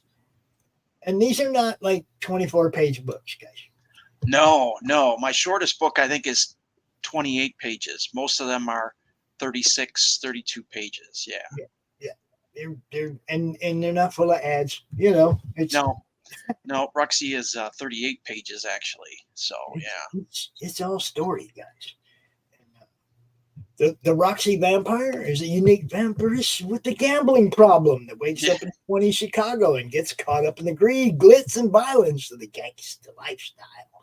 Dude, Doc is going to wish he came out here to talk to you about that. Make sure you talk to us when you get ready to do your launch party for that. Okay. I want to do the launch party for Roxy. Nice. Okay. We will then. Yeah. Yeah, because I think Doc's going to love that. He's writing a noir book right now. Oh yeah, he likes gangster stuff. Oh yeah. And we have Wayne Clingman, Mr. Big, is one of our sponsors. He wrote the Milwaukee Mob and the Buffalo Mob novels that are available on Amazon. Yeah, we have branched out. We have a horror movie club show, a spaghetti western show. We got all kinds of stuff going on the Madness now, and it's RPG games and everything. And we're having a blast. Chris does a tabletop demo game every Thursday. We pick a different tabletop and we do a demo of it and put the links out there so people can go get it if they like it. Cool. Okay. We're just doing all kinds of stuff, man. Yeah. Just see what people like, But it's all based on the stuff we love. We don't have none of them, blood sports shows or drama shows. Leave that shit behind. It's all about having fun now. Which one? Now, what is this? Which one is this? Oh, it's a print. What's up with this? Yeah, that's the strength card or the strength card. Yeah, the tarot card that Mog did for issue 2. Oh, okay. And you get that free if you order. I think it's 3 prints. So basically 4 for the price of 3. Okay. And so yeah, that's one of the cooler ones. I mean, probably the strength card is one of my best sellers. So, and I've got plenty of those prints. So if you get the 3 print tier, you'll get that one for free. So you can, you can paper up your comics cave or your gaming lair or whatever you want to do. Yeah. Mog is killing her Egyptians, ain't she? Yeah, isn't that gorgeous? And she's got that. I'm just fascinated with the frame and the detail she puts in there. Yeah, it's pretty amazing. I mean, the whole thing, the monster's hand crossing out into the frame, pulling out of the picture, more or less. Yeah. Yeah, dude, the depth of it, everything. Mog's killing it, guys, killing it. Over here, issue number 5, all the titled covers. That must lead me to believe that you have Virgin covers as well. Oh yes. Okay, so we'll get to that. All right, so you can get all 4 covers right here for $40, guys. All 4 of the covers right there. And look at that guy. Look at that handsome guy right there. That dorky guy. Yeah, that's me. Yeah, I mean, I know a little something about that guy. A little something, It's funny because I was telling somebody this morning, we were talking about the spot that you did for the Madness. And it's like right at the end, you just kind of like giggle a little bit. Like, because remember, we did it like 3 or 4 times before we got it right. Oh, yeah. Yeah, that's right. Well, I'm not a media sensation. No, see, you knew about the comic related Madness. Yeah. Right? Yeah. And the network had a different name, and you were like the Comic Related Madness Network. And I was like, no, because we changed things, for the YouTube. It had a different, but it was so much fun talking to you and having you do that. And then you looked like you had fun doing it. You see that little thing? That's why we didn't clip that out. Okay. Because it shows that you were having fun. You know what I mean? Well, that's what it's about. Yeah. Hell yeah. Yes. So I never, we could have clipped that off, but no, why do that? It looked like he was having fun. Look at there. So you got Topper. There he is. One of the most highly respected creative professionals in the themed entertainment industry. Yeah, Topper's been around for a long time. And like you say, it's kind of strange how he's flown under the radar, but he's worked on, he worked on Wolverine and the X-Men, the animated show. He's done a lot of things. It's surprising. The more I learn about this guy, the more impressed I am. So yeah, he and I we click really well, and he's a great guy, and he's patient with me. Is he also the one doing Roxy Vampire? No, Mog does the interiors for Roxy. Okay, so yeah. When we do that one, you got to bring her with you. Will do. Yeah. I got a whole different team for Roxy. Now, did you and I plan a countdown for this one? We can if you want. Yeah, Okay. I'd be game for that. It What- ends on, let's see here. Like the Monday, let's see here. I think we might have talked about it. Monday the 3rd of June at 7 p.m. Central is when it ends. Let me see. And I'll be at Des Moines Con that weekend. So yeah, so it's that Monday after. Okay, what time did you say it ends? 7 p.m. Central on June 3rd. Okay, so that's 8 p.m. Eastern. So let's come out here for the final hour. Nice. That would be so nice. Yeah. So that would be 7 p.m. Eastern for me. Kurt's countdown. Yeah. I'm putting it in my calendar right now, or I'll screw up and forget all about it. So nice. Thank you. Yeah. So yeah, we will have the countdown for this book right here on June 3rd at 7 p.m. Eastern. We'll be out here, guys, for the final hour, and we will be reminding you that it's almost over and it's your last chance to get in on that. And we usually do pretty good. We get 5, 6, 7 people that have forgotten about it, that jump in and grab it at the end, usually on these campaigns. So, you know, Very cool. If Cool. it hasn't funded yet, then we go out for the last week and we push the hell out of it. Because you know Yeah. me, I see my friends get funded. That's, super important too. Yeah, I mean it's doing well, but it's really slow. Dude, didn't you hate it? Didn't you hate it? Yeah, it's moving along, but it's just not as quickly as I'd like, but whatever, that's how it works. And look, right there, like I said, it's all 4 covers right there for $40 for you collectors of the variant. You can get them all. The print edition catch up, all the original covers. Yep, those are all Topper's covers plus the preview issue by Sajjad Shaw. Yeah. Now, those are the covers I have, right? I think you got a couple variants. Yeah. Hold on, let me see. That one's there, and that one might not be there. I can't really tell. Let's see. That one's there, and that was okay. So, what about this one? Is this a That variant? is issue 4. That is on Vu's cover for issue 4. Is it a variant? Oh yeah. Okay, because the other 3 are right there. The other 3 are toppers. Yep, those are the originals. Yeah. Okay, so I'm gonna need an original and number book. I might have been. It's funny. Yeah, I bet you. You know what? When I gave those to you, I bet you I was out of Topper's cover. That's what it was. Yeah. And I don't mind. I'm just giving you a hard time. Yeah, no, I've reordered them now, and next time I see you, I'll get you another one. Well, see, if it's not a first print, I don't care. I'm messing with you. You know Okay. that. Right. No. Usually that's my thing, though. I like to have first print of number 1. And then after that, I don't really care. Okay. But I always love to have first print of number 1 because, if your book is the next one that like goes big and takes off and you end up printing 10 printings of this, I don't want the 9th printing. Right. No, I gotcha. Yeah. Well, that is the first printing of the variant cover, so that's on Vu's cover. Yeah. That's neat because I've just recently been seeing a lot more of her out here too. Leather Squids. I'm not familiar with Leather Squids. He's I ran into him. He's been around. He does a lot of. I see him a lot on Kickstarter campaigns. He's a really good, very responsive. I'll probably use him.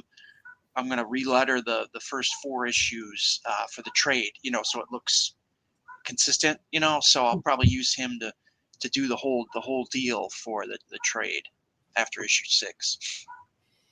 And yes, this is the set right here, people. This is the set. Yep, that's a tarot card set. Okay. This is the set right here. So the Moon, Strength, the Tower, Judgment, and the Devil are the 5 cards. Dude, this is just smart. Whose idea? The tarot card thing was actually Mog's idea.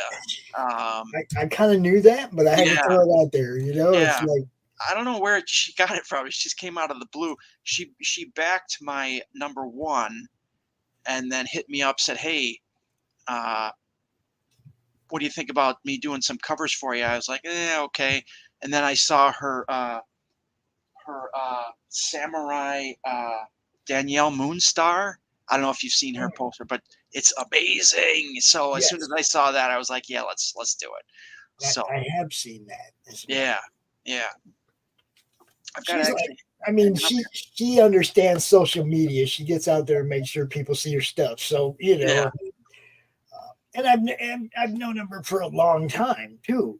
I've been around for a while, and we've been talking about what she does for a long time.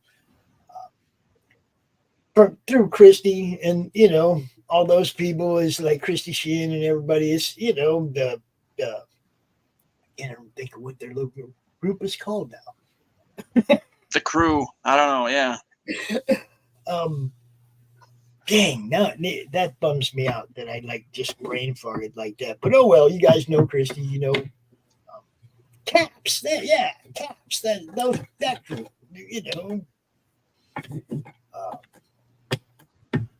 Monster Matador, Stephen Prince, all that, those people. Yeah.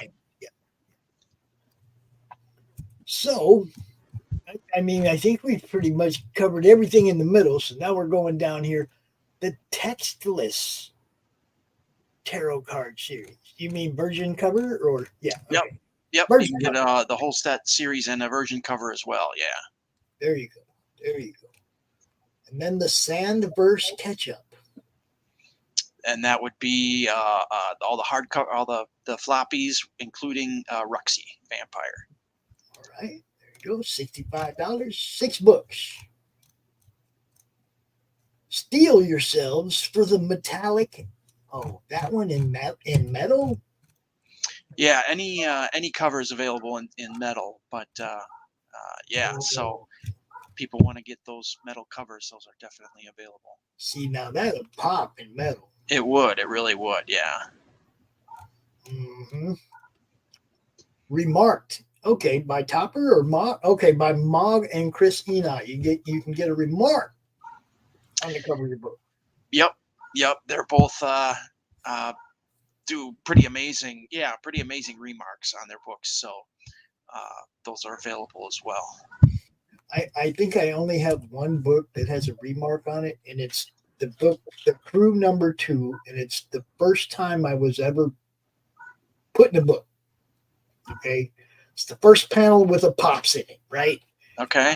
And the guy who did the cover, he did an Atari, like the cover of the book looks like the cover of an old Atari game. Okay. Oh, cool. Yeah. Yeah. So the design was really cool. And then he sent me a remark with my face in the corner of the book. Okay. The cover of the book. And it was, dude, it's so cool. Man, I love this stuff. Yeah. It's fun. It really is. Yeah. I have so much fun doing this. So remarks, guys, and I'm assuming you pretty much get what you want, or some, ask for something special to have it on the cover, Exactly. Yeah. Pick a character, or she'll either one of them. They'll add it on there. Yeah. Okay. What do we got here? Now these are the Topper did a series of 10 sketches. And there are only 2 left. So number 1 and I think number 8.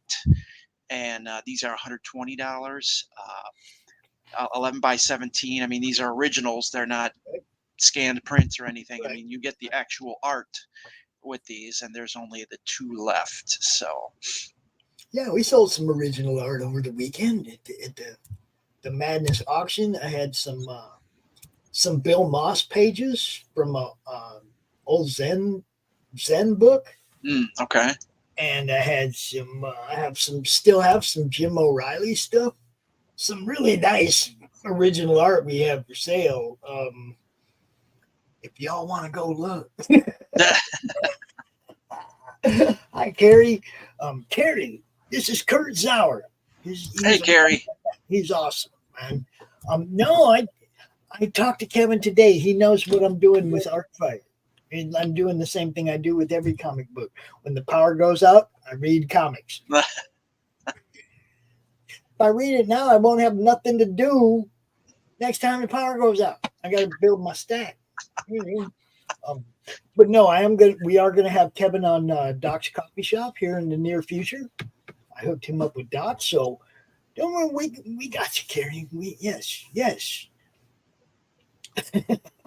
And he went back to work. He was here earlier in the chat, but yeah, he went back to work because these guys got to work.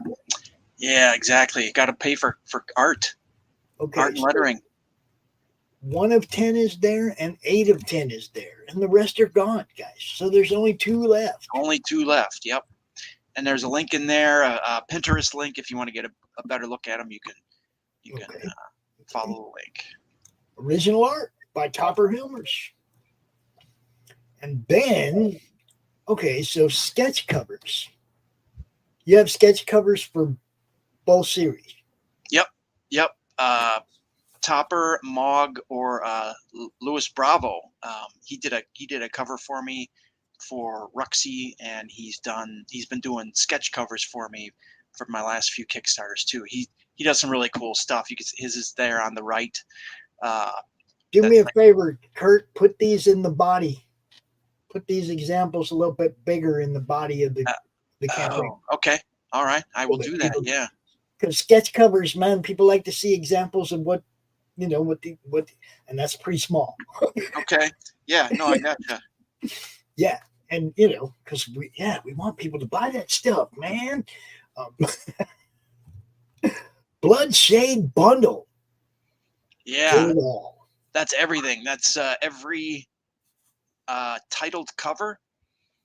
Every variant, every original, and you get as well a metallic tarot card.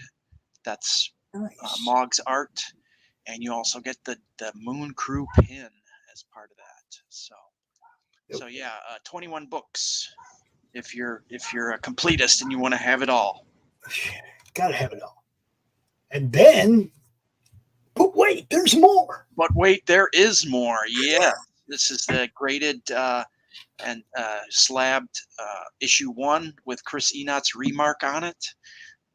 So 1 of 1. It's all there is. It's the only one. Yeah, I've had trouble getting 9.8s, to be honest.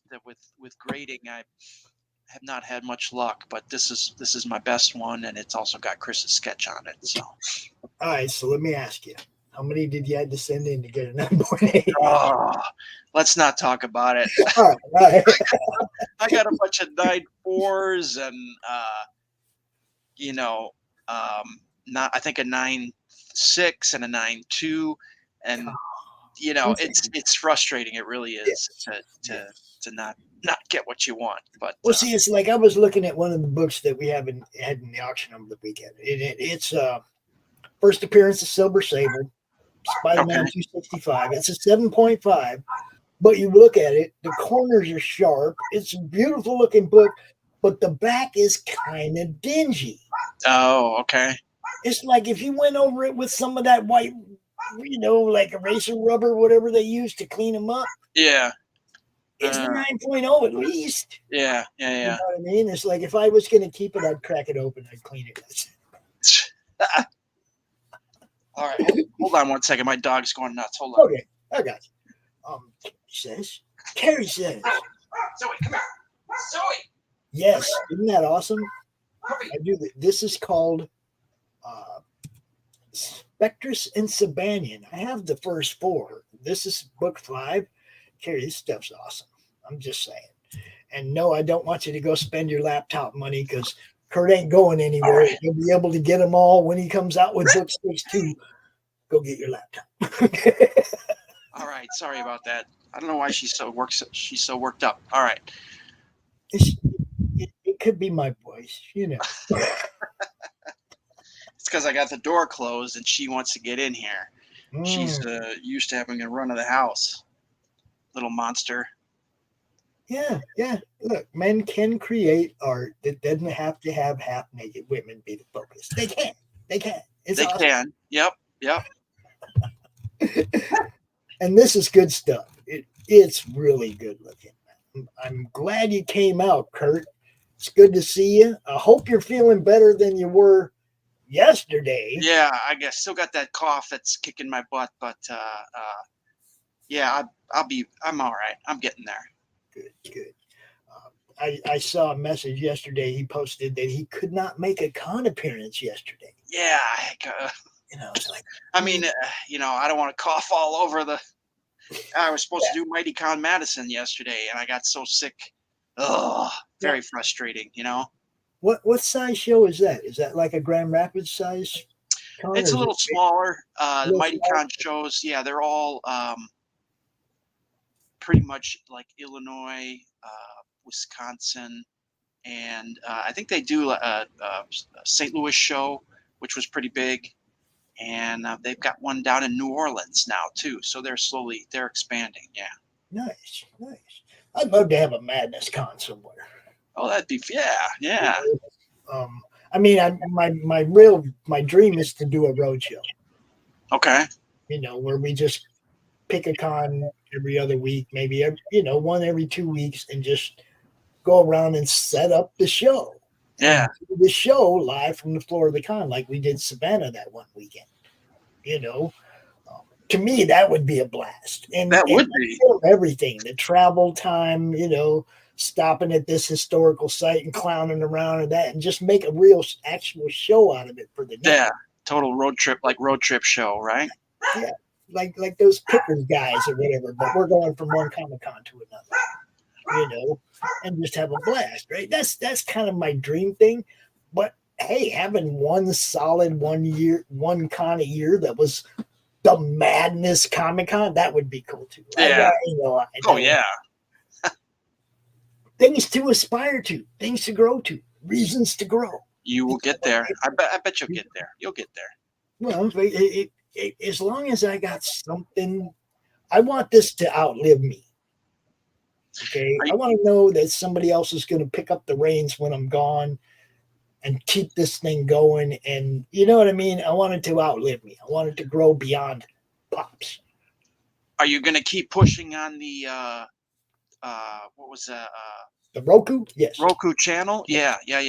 That's what this whole auction and fundraising thing is for right now. Okay. It's I realized I was going about it the wrong way, Kurt. Okay. There are certain hurdles you have to jump before you can get to the finish line. Okay. I didn't have an LLC. Oh, yeah. Okay. I didn't have a lawyer to write up contracts for my investors, showrunners, sponsors. Oh. There's things I have to do in the right order, and somebody had to smack me upside the head and go, put all the things you need to do in a hat and pull them out and figure out which one's supposed to go first. Yeah. Okay. Well, obviously, the first thing I need is an LLC for the Madness Entertainment Group. Okay. So now there's a precursor to that. I need the money for that. So that's why the auction over the weekend, that's what we're doing. We're getting the money to do the things that we need to do. Right. Yeah, you got to incorporate. Yeah. I got to do it right. It's got to be legit. It's got to be, I can't go to my investor and although they were more than willing to just throw the money at me, it's I can't take your money until I can give you a contract with a return of investment clause that tells you what I'm going to do for you for what you're doing for me. And you know what I mean? It's got to be a contract. Okay, it's got to be legit. It's got to be above board. So it's got to come from an LLC, not from Pops. Yeah, no, I hear you. Those things got to be, you need lawyers and accountant and that all costs money. Yeah, I hear you. Right. Yeah. So I'm over here selling my collection off to make sure that I can afford the groundwork. Yeah. And see, once the groundwork's laid, I have a couple of investors that are willing to throw money at me to get this thing rolling.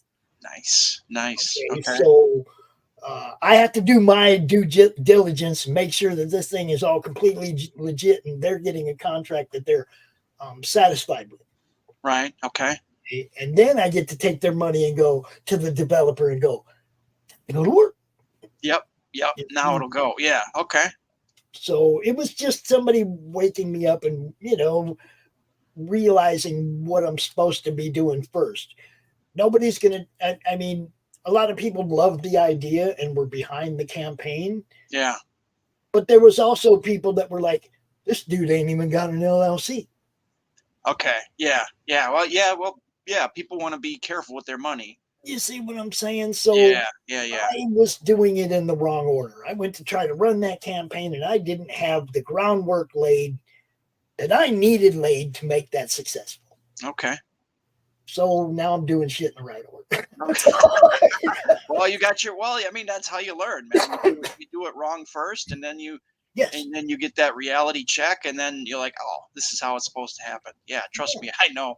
And I mean, I had some good advice from some good people, you know. They would be like, you know, Pops, hold on, slow down. You know, not quite got the right order of this thing. And I'm not a business guy. Okay. I worked in radio. I delivered radiators. You know? Okay. Yeah. Ran a radiator warehouse. You know, I mean, it's like, I'm not the business guy, though. You can teach me to do something and I'll do it to the best of my ability and you'll be happy with my results. But I'm not the guy that knows all the angles. Okay? Yeah. I come up with ideas. I tell people, go ahead and use it because I can't turn it into $1 million. I hear you. You see what I'm saying? You know, otherwise I'd have kept a lot of this shit to myself. Well, hey, I know. I mean, you're passionate about it, so you're gonna make it happen. I mean, that's generally how it works. Sometimes you stumble a little bit. There ain't no quitting me. Yeah. Okay? I mean, I'm pretty much. I'm not in the best of positions right now. I'm having health issues. Got to go have surgery. Trying to find somewhere to set up shop permanently. Set up a real studio and stuff, and all that's going to take some loot. And then I got to break away from trying to make this happen to go have this surgery done and then recover from that. And so, like, I'm not in the best of positions right now, and I'm trying to at least do as much as I can before I have to go back in the hospital. Right. Wow. Okay. So, the LLC, getting this stuff done is like kind of important to me right now. And then I'm gonna be forced to take a break. And then fix my chest, and then I'll be back. Okay. I got a hiatal hernia. Oh yeah. Okay. Yeah. I got you. It's pretty bad because my stomach has crawled up into my chest cavity. Yeah. So, all right. Well, good luck, man. Well, I mean, like I said, I don't have no quit in me, and that's probably detrimental in some cases. But you know, they're like, go home and rest and like, rest. I have shit to do. But you know, do what they say, though. You know, you got to get your health is number one. Well, and at the same time, I do have some good people like Doc and Laurie and Roland and People Parlin Network that help each other make sure that admin for the StreamYard goes to the next guy or whatever, because we got like 35 shows weekly. And we only have 4 admin spots in the StreamYard. Okay. So there's a lot of juggling for the next guy and his next show. And, you know, it's fun. Building this has been a blast, a learning experience for sure. But I can't wait till we're uploading all this stuff to Roku. Nice. Yeah. That's what I want. I want to. And yes, I did. I joined a show from my freaking hospital bed. Yes, I did. That is hardcore. Yeah. See, that's not going to stop you. So. And yeah, Carrie has the same issue I do. She has a hiatal hernia as well. She gets it. She gets it. But yeah, I did. I'm a dumbass. It was the draw stream on Sunday, and everybody's out there, and it's like, I should be there. And picked up my phone and hit my StreamYard. Tubes coming out my nose and shit. All right. Well, yeah. I mean, if you're passionate about it, that's fantastic, man. I mean, stay on top of it. And you too, because look, I don't want this one to end. Okay. I want to be able to keep reading these stories that you're putting out all the way up until I check out. All right. I hate when a series ends and it's like there's nothing else. I don't mind if a series ends and somebody picks up another character from the series and does some kind of spin-off or whatever, but I just hate for something to die. Yeah, no, I hear you. I've got plenty of ideas for, my goal is, I don't know if you follow, there's a Kickstarter guy out there. He does Miskatonic High. Oh, yeah. And yeah, I can't remember what his name is, but he's done what? He's on issue his third, 17 right now? Yeah, he's on his third trade right now. Yeah. So, that's kind of what I aspire to. I think I've got enough story in me to do that many issues, and then, maybe the occasional spin-off would be fun, and I keep going with Ruxy too. So yeah, no, I want to keep creating. I want to keep doing it. And now Carrie's stepping on Carrie's stepping on questions I ain't asked yet. Have you looked into Fund My Comic? Fund My Comic? No, I have not. I think I've seen one or two. Let me tell you a little quick story about it. You can set up a storefront. Okay. All that stock you got sitting there, 1 through 4, all that, you can set up a storefront and just sell it as people order it. Okay. You can also run campaign. Obviously, you can run campaigns there too. But you can set up a storefront that has no goal to reach. It's just people just start ordering your books. Right. There's about 60 campaigns on there right now, and money is flowing. Really? People are buying books. Okay, because I sell on my website, and honestly, I don't do very well there. But if it's a public site with a lot of different choices and things like that. Yeah, it's a campaign site. There's a lot of stuff up there. And I also do a weekly show that promotes that site because it is new. It's only not quite a year old. Yeah. I mean, there's some $20,000 campaigns over there on a site that's not even a year old. Wow. Okay. Mike Barron's using it. Kelsey Shannon's using it. Some of the, some pretty big names are on board over there. And some of the smaller guys are getting seen. Oh, okay. You know what I mean? It's like you're seeing some books that you're like, wow, that one's doing really good for a newbie. Yeah. Wow, cool. John Coleman's Phenomenova over there just went over 10K. It's his first book. I'm pretty sure it's his first book. He's young. It better be his first book.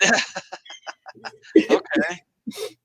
But yeah, Luke Stone, Luke Stone is the founder of Fund My Comic. When Indiegogo started doing that shadow ban thing to people a couple of years ago, everybody realized, okay, we had Kickstarter that removed one of Mike Barron's campaigns. Okay. Because some people said it was this or that, which was completely untrue. Nobody had read the book yet. Okay. Even the people at Kickstarter. And there was a big hoo-ha about it. They removed his book. And I kind of went, it sucks. It's not cool. But then Indiegogo was flat shadow banning people where you could not, if you didn't actually have the link to their campaign, you couldn't find it. You could go to Indiegogo and you could type in the title of the book and it wouldn't show up. You could type in the dude's name and other books he did showed up, but not the one that you were looking for. Why would they do that? Hanky, right? That was kind of hanky. We started looking at that funny. Why are you doing that to people, right? Yeah. Then my boy Doc, my co-host, Doc, that's usually here on Monday Madness, has his own show on the network. He did a campaign on Indiegogo and he was shadow banned in pre-launch. Okay. For no reason. I mean, it's just a book called Pariah Blood and Mud. It's about a witch, and with her golem, and it's like no big deal, right? It's a comic book. Yeah. It was, and then they did the same thing to our friend Stephen B.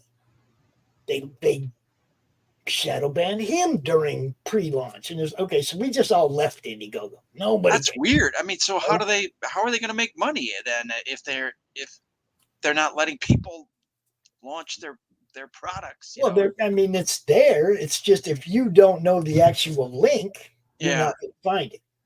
You see, their search engine would not take you when their own search engine won't show it. That's called shadow banning. Yeah, yeah. Okay. So you couldn't just go to Indiegogo and type in Doc's book and find it. It wasn't there. But now I had the link. I could promote the link to it and people Right, get to right. find it, right?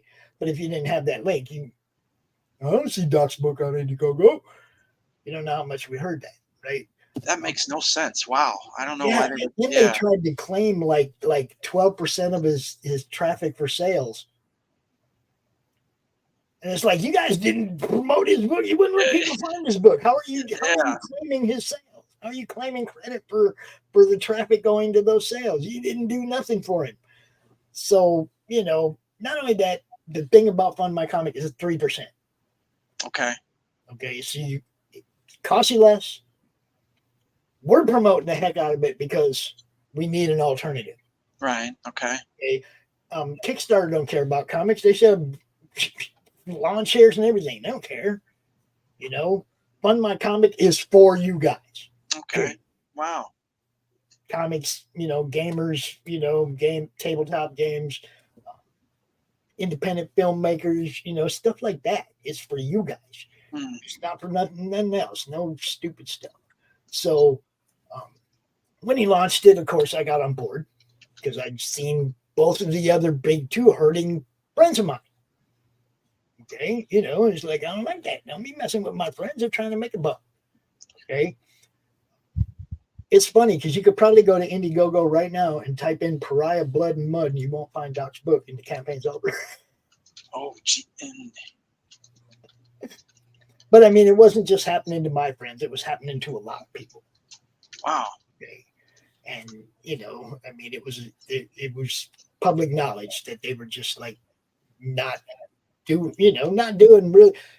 To me, it's a contract. Okay. When you sign that terms of agreement with them, aren't they supposed to provide what they say they're going to provide in those terms of agreement too? Yeah. Yeah. No, that doesn't make any sense to me. I mean, it's like so for me, when Luke said he was going to build something and it was going to be for you guys and there wasn't going to be no censorship and there wasn't going to be nothing like this. But the main thing I love about this site, Kurt, is you get to talk to a human. Okay. A human will help you build your page. A human when you have an issue. A human when you have a problem. There's no AI Q&A crap where you have to fight to get to somebody. You're just like, hey, Luke, I'm having a problem with this. Whoever he assigned to your campaign will be in touch with you and you fix it. Yeah. Huh. Fund My Comic and Fundiverse. Those are the two, Fundiverse for more of everything, and then Fund My Comic is obviously for you guys. Well, yeah, I'm definitely going to put my, all my issues up there. I gotta check it out first, but wow, yeah, because my website sales are not so hot, but I think get a little more exposure on Fund My Comic. I'm gonna definitely check that out. All the different fan bases from all these different creators, when they're because it's all on an open scroll, right? You see all the different. You just scroll down, and you can see four on a row of all the different creations that are up there right now. Yeah. So, I mean, all the people that are going there looking see a whole bunch more than just the one they're looking for. That's another thing I like about it, the way it's displayed. So, I mean, and if you're up there, dude, I'm going to be talking about you every Monday. All right. Because I do a show about that website and about our Facebook page. Yeah. Yeah. And also, if you don't like fulfillment, I got something for that too. Our sponsor, Critical Blast, does campaign fulfillment, complete campaign fulfillment. Oh, okay. And he's really good at it. And it's basically like the only thing that would cost you money is like shipping things that need to be signed, stuff like that. Right. Might have a cost, but basically he fulfills for you. It doesn't cost you anything. The price he gets is out of the shipping cost. Okay. Do you see what I'm saying? He gets his fee out of the shipping cost. Oh, I and see. He's okay. very good at logistics. he took Chris's game and knocked 50% off shipping worldwide. Ooh. His Wow, game. okay. Okay, so that's a little heavier box, right? But he knocked 50% off shipping to everywhere for Chris. So RJ Carter is in the madness, Critical Blast, fulfillment. But he's also stepped over into the publishing world. He's putting people on Amazon. He's putting people in Walmart. Yeah, he's the man right now. He's my dude. RJ Carter around the madness, Kurt. You got to hang out more, bro. Okay, yeah, I do. Yeah, at time. Yes, right there, man. He did fulfillment for Fiendish. He did fulfillment for Wesley Snipes' Exiles. When I play the commercial, you can see like the 40 or 50 different campaigns that he's done fulfillment for. Okay, and he prints as well. I don't think he does printing. Okay, so you get it printed and sent to RJ, and then he packages and ships it. Or you can have the printer just send them to him. Yeah. The stuff that doesn't need to be signed, anything, you just send them to him, and then he handles that.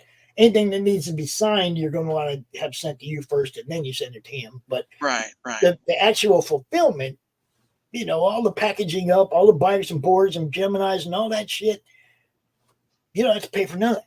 Okay. Wow. Okay. None of it. You don't have to have it stored in your house. You don't have to have that mess. And it doesn't cost you anything.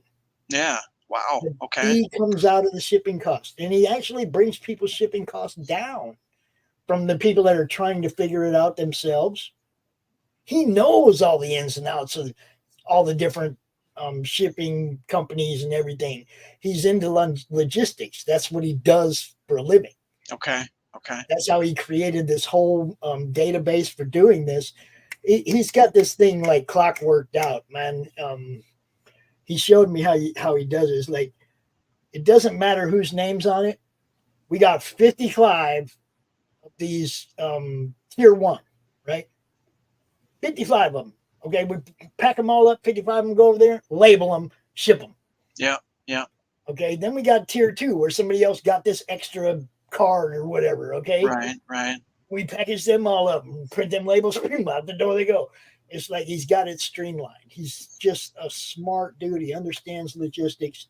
And he does know printers and has connections. Right, yeah. No, I've got a printer that I use, so yeah, okay. Yeah, and he's just a badass dude. Very cool, okay. Tell Luke Pop sent you. Tell RJ Pop sent you, because that's what I do. Is I try to help people bring their costs down to help you make more money. 3% from 7%. I just saved you 4%, right? Yeah, man. Every little bit helps. And that's the whole thing. If you don't know, and then nobody tells you, right? This is my job. I'm gonna make sure everybody knows what's going on out here. Critical Blast, Fund My Comic, the madness. Get behind it. Get behind all three, because what can I tell you? We're all serving the people. That's what we're doing. You like that? How'd that sound? We got to serve the people, man. The people need comic books. Yeah. I mean, and not just the people, not just the fans, not just the creators, everybody involved in a project. What a load off your mind to not have to worry about. And this is the other thing I can tell you, everything I've gotten through Critical Blast from other campaigns has come legit in great shape. Yeah, perfect, right? Dude, you can even get like these things. Hold up. Let me show you. You can even get these with your logo on them, these plastic bags that fit a Gemini just perfectly. Yeah. Yeah, you can get these with your logo. Okay. And he puts Gemini and ships them. Wow. That's weatherproofing. All right. Well, I just subscribed to his channel, so boom. Oh yeah, Critical Blast. He's part of our network. He's a sponsor of the network. He's part of what we do. I've known him since before he had fulfilled a single campaign, man. And when he told me what his idea was, it was like, oh hell, I'm behind you all the way. Let's go. Yeah. And I have been ever since. I'm happy that he's killing it. I'm happy that Luke's site is killing it. When it first came out, there was a lot of people went, I don't know. I said, no, this is going to take off. He's timed it right. Indiegogo's not treating people right. Kickstarter ain't treating people right. The timing's perfect. It's going to take off, and it has. Yeah. You know? So very cool. Yeah, I'm having fun, man. Well, that's what it's all about. And I think with that, I'm gonna let this go. You guys go check out Spectrus and Sabanian. The link is in the description as well as over here in the chat.